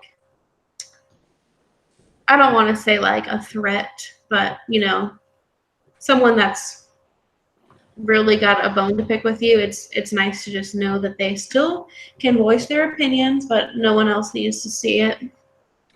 Yeah, I think it's important for us to point out, and I don't know, I can't talk for you guys, I guess, but I think you would agree that I don't try to stop anybody from disagreeing with me, right? Like, that's kind of what I'm here for. If you think I'm doing something wrong, definitely tell me, and there's a good chance I'll catch it before it gets too bad. Like if you saw me making some major error. But if you, I don't know, even if you don't like kind of how we've decided to design something, I'm completely fine with someone telling me that they don't like it. I think some people always feel the need to write something positive instead of just maybe how they actually feel. I don't know if that makes any sense, but with like the videos that we're making, you have to expect someone to say something, because everybody does, like, you do stuff different than I do, you know? Like, you go all out, especially with your tile, which is awesome. Me, I put down the backer board, put down the mortar, slap it down, you know? I'm not. I did the same thing. It's just I'm doing probably a bigger space than you, maybe. So it just took. Oh, yeah, it's definitely a bigger space. Yeah, because I don't think you didn't not take care in that. I mean, you definitely did a good job there. You know what I mean? Like Something interesting that I saw too, when I get like the comments about my first video, I had a couple people comment and say that they subscribed because they saw like the way that I responded to a criticism. So I'm always like, you can tell me how you feel. You can pretty much say whatever you want to, but you just don't have to be a jerk about it. Yeah. I got a lot of good ideas for comments. Yeah. But if someone's just like, blah, this sucks, I'm like, okay, cool. Probably. Gosh, there is a stink bug in here. So we've been watching one going around the ceiling. Yes, literally right around my chandelier. I'm like, just land somewhere and just die quietly. That's farmhouses for you. He's about to get smacked for this paper towel roll. Oh, goodness. Welcome to live, everybody. Yep. I don't think this charger charges my phone. Who has the baby in their arms? Not me, I'll tell you that much. They could be watching from earlier, and I was holding my kid. In her arms? Oh, never mind. Yes, I agree, Lorianne.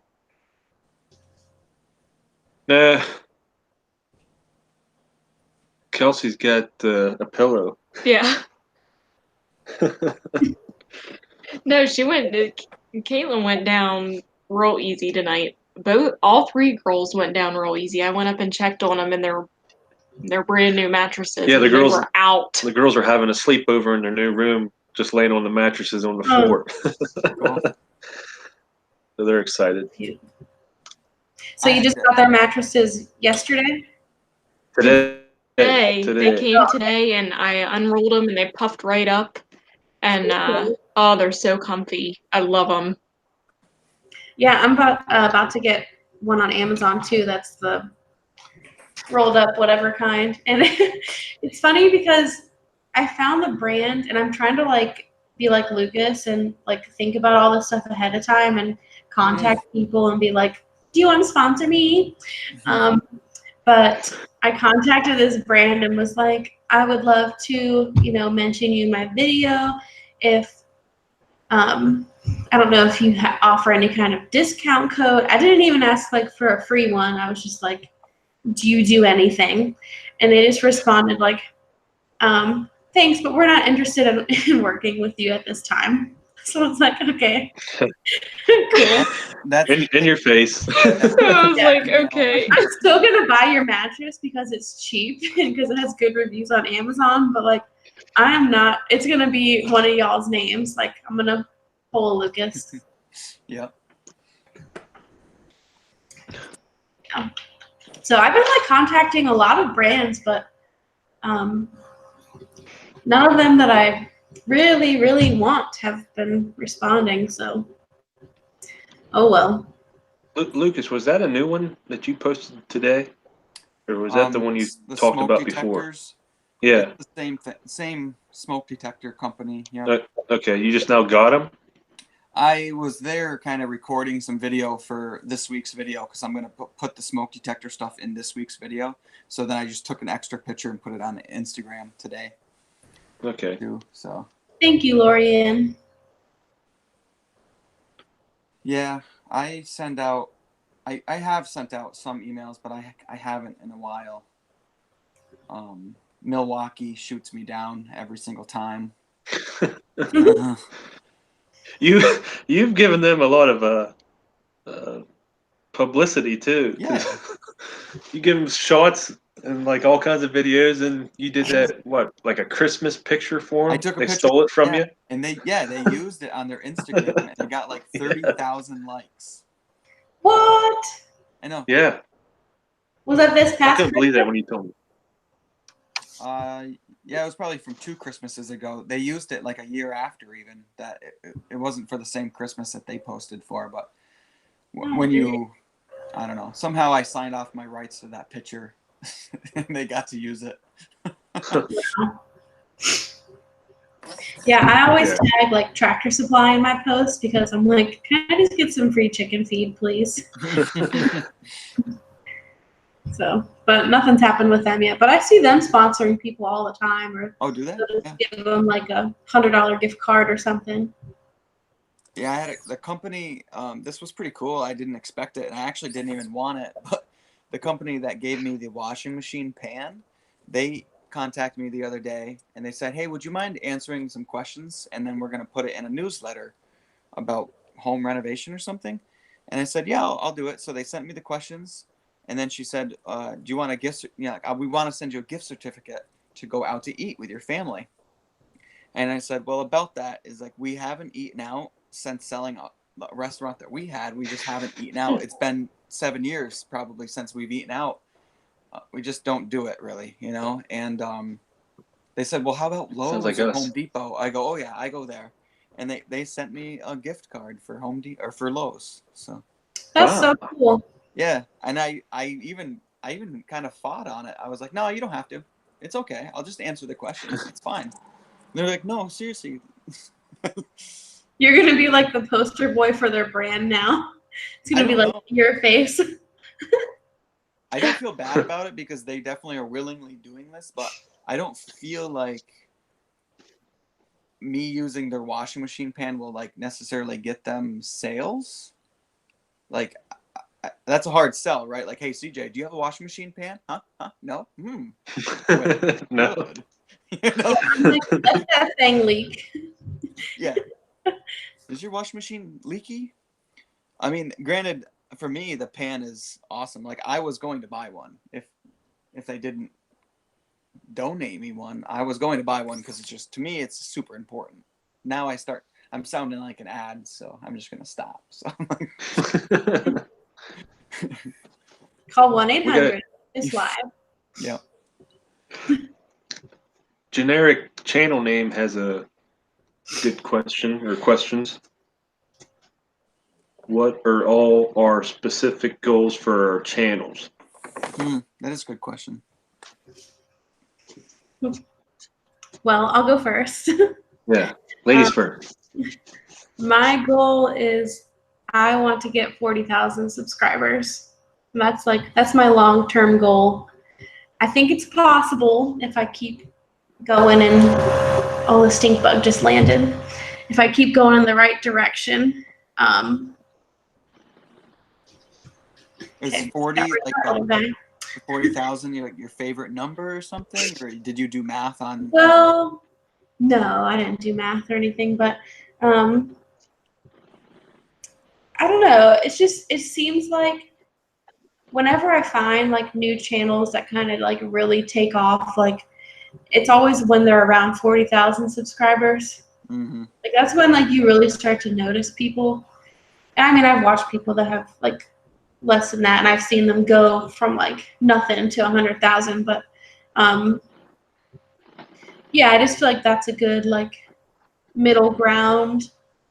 And then also that's like when I'm doing the math, that's like 4 times what I'm making now, and that would be like a livable wage for me. And that's kind of my end goal too. In fact, I would love to just do YouTube, and you know, if I work another job, then let it just be like for fun and not because I have to pay my electric bill or whatever.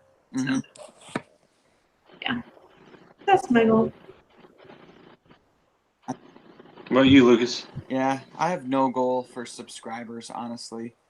I think I remember a very specific thing when I had something like 155, and I just thought that was insane.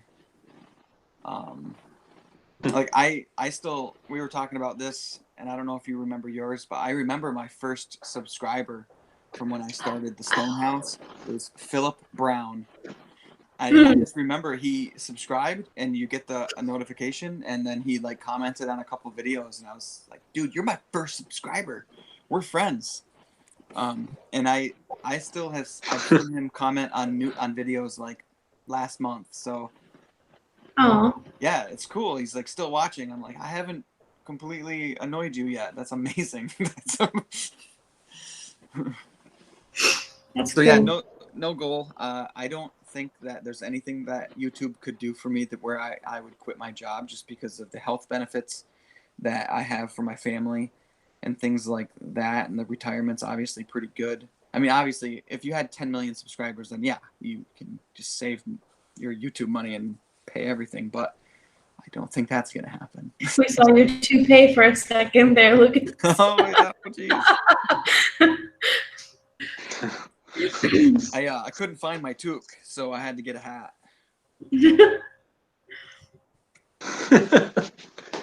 What about Generic that? channel.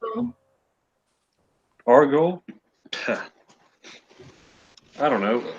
I'm just happy with how things are going right now. You know, like who would have guessed we would have our own promo code for a product? You know. Well, that's what we were talking about earlier today, was just in October, we posted a picture on Instagram where we had just gotten 200 subscribers, and we thought that was, I mean, that was really something for us. And now, today we got, what do we have now, 1,300? It's over 1,300 and, today. I mean, you know, that was a really short amount of time. Mm-hmm. I feel like it was. Yeah. And, I'm happy with how things are going because that's what we said today. We're renovating this house, and we might as well make videos and share it. You know, because a lot of people might learn. I do the videos not to teach so much, but just to like inspire people to go out. If you see a property that you want to get, but there's an old house on it, go for it because you can do it. If I can do it, you can do it. Just get on YouTube, watch videos, and you'll figure it out. That's why I do our videos. Not so much to say this is how you do it. No, you're not gonna get that from me. And I don't do a lot of the stuff. It's pretty much all him. I'm gonna be doing some videos here soon, but you know, my thing is I like that it's out there because I'm really proud of what he's done with, you know, our house, and you know, I'm glad that we're sharing it with other people because, you know, I'm proud of him. You've done a good job so far. And no, Kristen, we haven't got monetized yet. We're getting very close though. Yeah. We're all set up, ready to go. unbelievably close. I see my YouTube channel, my old channel.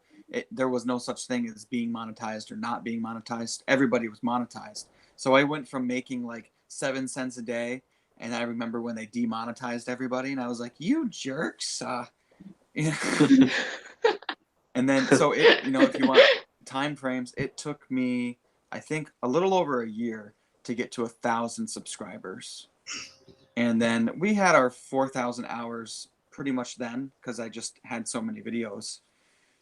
And then now I think we're at 5,500 or so, and that's It's another so crazy. year. So in 1 year you get 1,000, and then after one more year you're at 5,500. You know what's fun?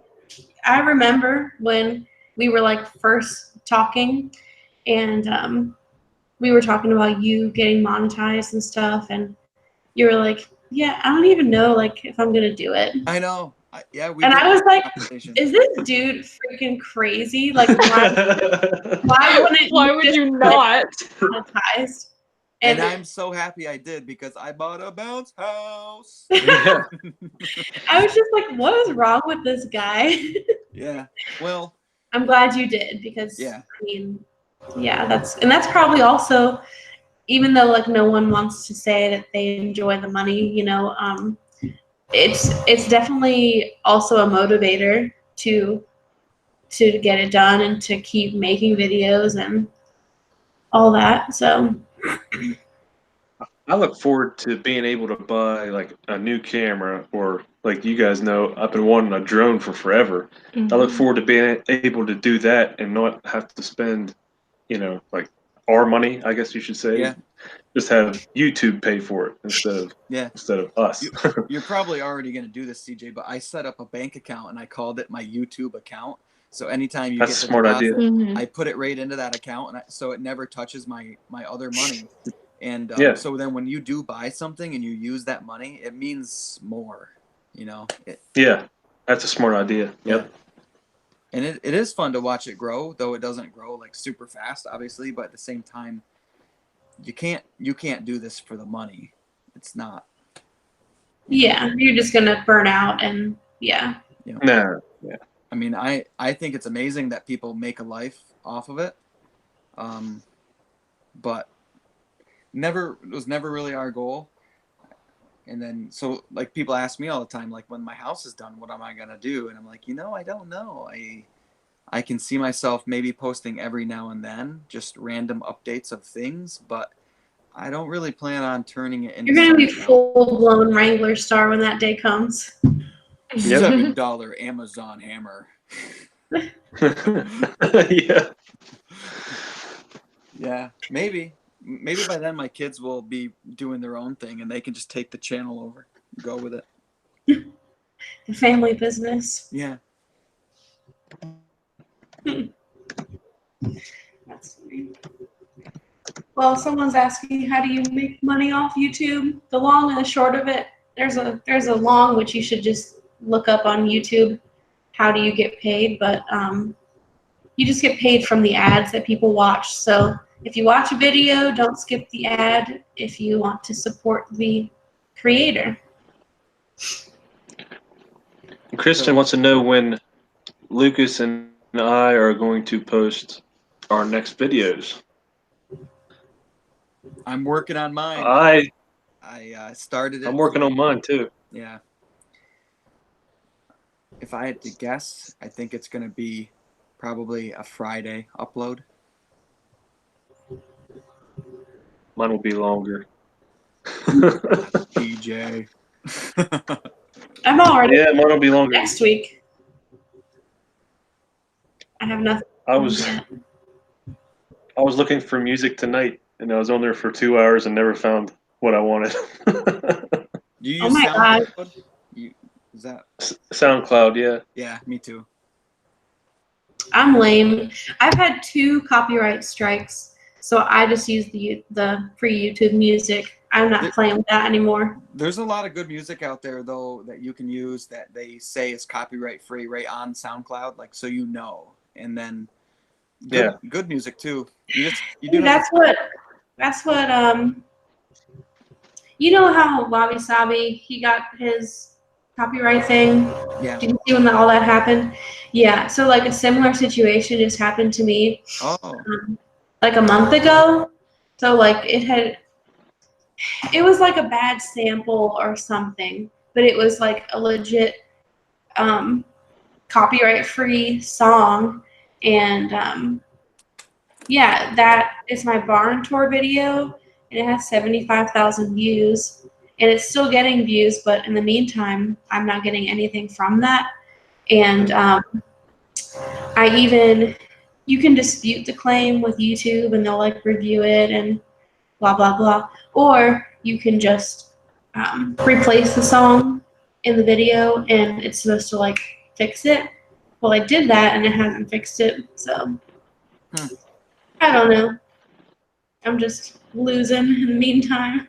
For the few of mine that have been claimed, I just let it happen because I mean, obviously my videos aren't getting 75,000 views. So if it's like 3,000 views, I'm sharing revenue with a couple companies because that's their policies. They share revenue. And then one of them just it. don't use it. Yeah. Even if it says you can, don't. I won't even look at a song. When I'm going on SoundCloud, I'll look at the creators, and then off to the right in their description, it'll say you're free to use the YouTube or the music for the YouTube videos. And if it doesn't say that, I just keep moving on. So Yeah, that's a good way to do it. But, well, I think I've now run my phone dead and my iPad is down to 5. So starting to blink at me. yeah, this is fun. I'm glad you guys waited on us. Yeah, if we do this again, Yeah. I do like pairing it with. Is it really 11:15? Oh yeah. So we can definitely do it again. Yeah. I mentioned that my sister was interested, but I didn't want to say anything unless you guys wanted to bring her in because she's obviously my sister. But they're fun. I think you guys would like talking to them. Yeah, I comment with them. And that would give us the full spectrum. We'd have a channel like Laura's out there, 14,000, and then my sister's channel's got like 500. hey, you know what? She's gonna come up quick. Those numbers don't even matter.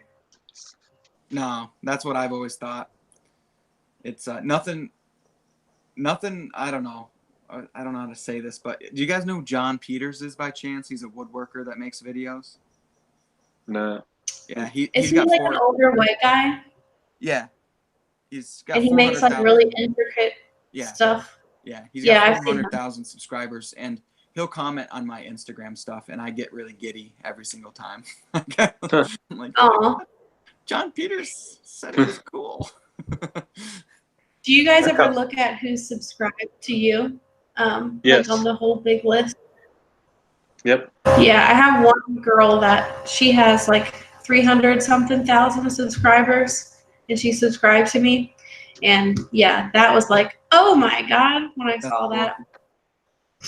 I think Wabi is probably, he's got to be the one with the most for me because he has so many. I mean, when he said yes to coming in our live stream last night, that was it for me. You know, I started getting real nervous. I thought I was just gonna talk to you guys, and then you're like, "Oh, I'm just gonna bring in this YouTube celebrity here, try to be cool about it."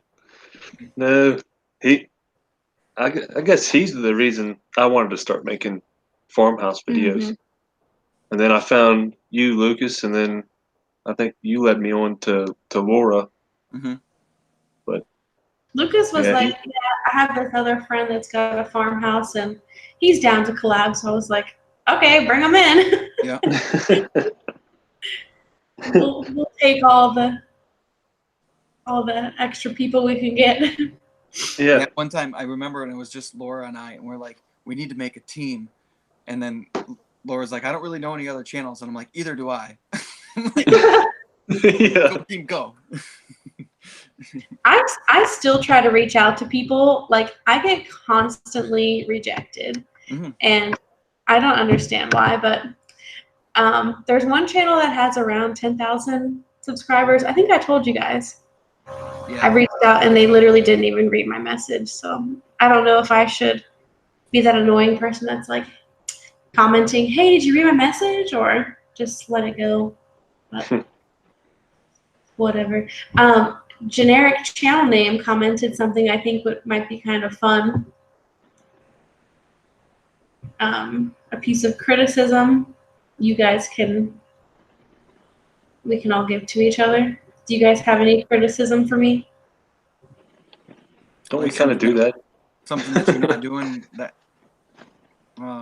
Yeah, or you can just be funny. I do actually. No, I have. Laura does that to us all the time. I try to only when it's welcome. I just want to help. Like, okay, you guys, I tell these two all the time, like just give me your login and I'll just like fix it. like yesterday, it was like 20 messages in a row. Yeah. How we can do better and you guys my are channel titles suck. no. Yeah, my thumbnails suck. Yeah. Oh my god. Yeah, I didn't answer I'm that never quick criticizing you because I again. was crying, Laura. I had tears in my eyes and I couldn't see the screen. I was like, Jesus, she's so And then we never answered Laura back, and she thought we was mad at her. Okay, great. I'll just go in the other room and never come back. No. Constructive criticism is the best thing that you can give another YouTuber that's starting out. And it's difficult because you're not just making this simple little video that doesn't mean anything to you. You know, like I put a lot into my videos, so if someone finds fault in them, it's hard not to take it personal. Yeah. You know, and I experienced this with my sister because with her channel, I watch it and I'm like, Sarah, your sound is atrocious. I can't hear you. And you mumble. And she's like, I don't mumble. I'm like, you do mumble. And, you know, we're brother and sister, so we can talk like that. But I know that if Matt ever tries to tell her anything, I think she kind of gets even more, like, sensitive. But, like, she has such an eye that I know that her channel will be fine. And I'm just trying to help out. Like, microphones and lenses matter a lot. Yep. Yeah, I remember you telling me that before when I was just kind of starting out. If you get a nice camera, it's worthless without a nice lens. And you don't have to spend thousands. I mean, my lens, though, that I use mostly, it's a 10 to 18. It's a $400 lens. And that's the same one that I have. Yeah, and then my camera is just a T7i from Canon. It's like the cheapest one you can buy. That still does all the good stuff. I mean, but it's still like a $700 camera. And those things, to buy those was really difficult for me because I'm spending so much money on the house, and that's all that we're concentrating on budget-wise. Yeah. So the only way that I could pull myself to spend that kind of money is I sold my Magic the Gathering card collection. I don't even know what that is. You don't know what that is? No. So it's a really nerdy game, and you like buy cards, and each card does a different thing, and then you make a deck and you play with friends, and you're like, it's like Pokemon. It's a card game. It's really, really nerdy. And I sold my whole collection so I could buy my camera. And I don't regret it at all. all my kids are named after Magic the Gathering characters. Oh my gosh. Do you have what was your piece of criticism for me, Lucas? Oh, you worked too fast. Oh, okay. You could have milked this. That. You could have milked it for 5 years. Honestly, like I thought about it. I was like, if I really want to record a ton of stuff, I could really draw this out, but yeah, I just couldn't do it. Now you gotta go buy that other house, the older old one. Get going on that one. Yo, it's a really cool house. It looks like, I'll send you guys a picture of it. It looks like a saloon.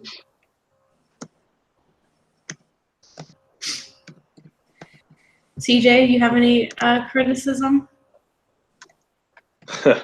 I don't think I'm the one to ask. I get beat down by you so much. I just cuddle up in a ball in the corner. Oh my I'm goodness. just kidding. Dang. No, I think videos, more you guys videos are of obviously doing watercolor. well. I think for me, I need to get on like a schedule. Maybe I don't know Mm-hmm. because it's Yeah. hard for me because I work shift work and work all the time. And lighting. And lighting, yes, We need better I lighting. need better lighting, which I'm still trying to figure that out. Yeah. Oh my gosh. You can get a light so cheap. Even I was I'll tell you what my first light was until I bought a ring light eventually, and I don't honestly even use it that much, so it's kind of a waste of money. But I went to Goodwill, and they have these craft lamps that people use for like making jewelry and stuff. And I got one of those for $4, and just pointed that sucker at my face, and it worked great. So you just need even one of those work lights, as long as it's not like, as bright as the sun, like some of them are.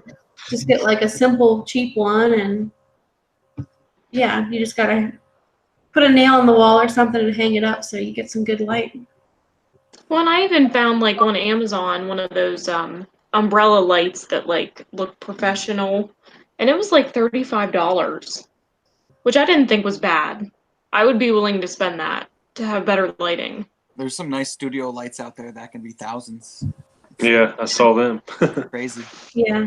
Yeah, but it really doesn't take a lot. I mean, yeah, even if you just have like a spare lamp and you make sure that you like double check that when you start filming, then that makes a big difference.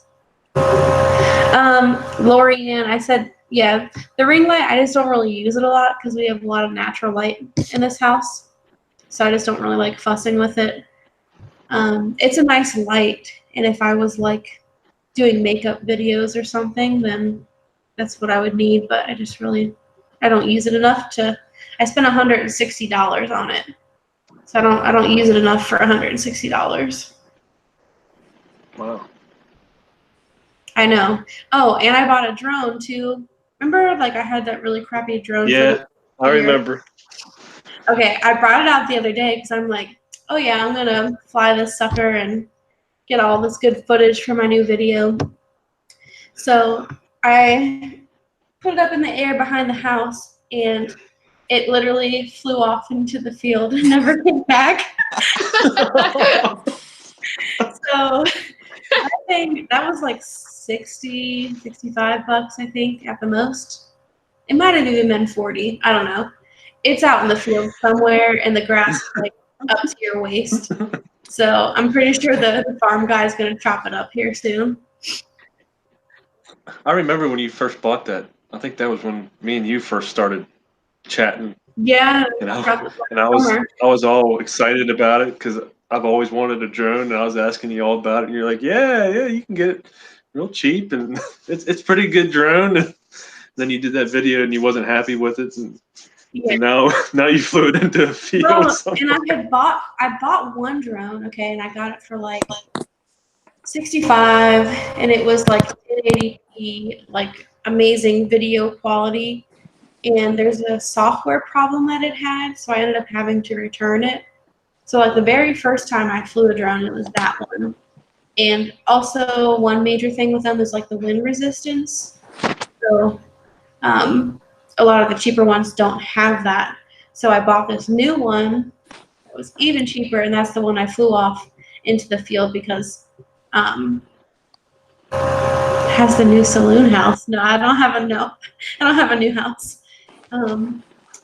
But yeah. So anyway, it's back there. I don't know if I'm even going to try to find it. Kind of just given up on it. I think I'm going to be making a purchase to add to my camera arsenal. I was going to buy the new DJI action camera that they just came out with. Yeah. It looks really awesome, and it's got like really good stabilization, and that's what I'm looking for. Is it like a GoPro or something? It looks exactly like a GoPro, but it has little screens on the front and the back, so you can see yourself. You know, I also bought a gimbal, and I like never used that thing either. I was kind of thinking about someday if I decide to get rid of it, Lucas, I'm gonna send it to your sister. What, the drone? No, the gimbal that I bought. Oh, They were saying they needed one. I'm like, I really don't use this thing, but I haven't decided what I'm gonna do with it yet. they can be super crazy expensive. I was looking at those the other day too. They're like $600 for a decent one. I'll show you the one that I got. It was like, I don't know why, like $60 is my magic number for Amazon, but Yep. I don't know. Yeah, that's kind of like a steady cam where it doesn't have motors or anything like that. No, yeah, and I mean, I watched like reviews and stuff, so it's like, it's a good one, I guess, for what it is, but I could like never really get it balanced right, and then as I was like holding it, it would just kind of turn in the wrong direction. So I probably did something wrong, but I don't know. I've watched a lot of videos on those on YouTube, and they do need to be balanced perfectly with the lens and your like battery. Like everything has to be on your camera the way that you record with, and then you balance it like that. But Yeah, I don't think it's easy. I need a professional because that's not me. Bye, Valeria. Thank you for joining. But well, I got to work tomorrow, so I think I'm gonna probably go to bed. It's probably my bedtime, about 11 o'clock. Yeah. Right? 11:30. Me too. All right, well, Kelsey and I are going to stay on until 6 a.m. No, I'm just kidding. You probably will. Yeah, she would. I have to work tomorrow, too, and I have an interview tomorrow morning, so. Nice. Good luck. All right. Thanks. Good. I hope I don't get it. No, I'm just You hope kidding. you don't get it? No, my interviewer's watching this right now. No, it's for a good job. It is. It's just not the one that I want. So, but it'll get me my home loan. So. There you go. Yep. So. We do what we need to do to pay the mortgage. Yep. Gotta get that monkey in my back for the next 30 years. Poor CJ's over there taste testing mercury every single day. He doesn't want to be doing that. Yeah. No, don't want to, but it pays good. It certainly does. Yeah. That's awesome. Oh my gosh. Coal dust and mercury. Take your pick. Well, thank you guys, you two, for joining, and thanks everybody who's watching. And yeah, I'm excited to do this kind of stuff more. And I don't know when the next one will be, but I guess we'll have to do one on Lucas's channel next, because maybe the next one in line. That means I have to figure out the broadcast side of all this, and I don't. Oh. That ought to be interesting. Oh man, You're gonna have to start at like noon. Yeah, it probably won't be for this week's video, but maybe next week's we'll plan something. It'd definitely be fun. I want to do the thing where we come up with questions. I think that'd be a lot of fun. Shoot, yeah, I think so too. Write some down. I can. Yeah. And if you decide to include your sister, then let me know, and I can try to think of some things for her too. Yep. So. Definitely. All right. Well, it was nice talking to you, and I can't see any comments since my phone died, but thanks for tuning in for anybody who did. Yep. All right. See you guys in the next one. Good night, everybody. Bye. See you.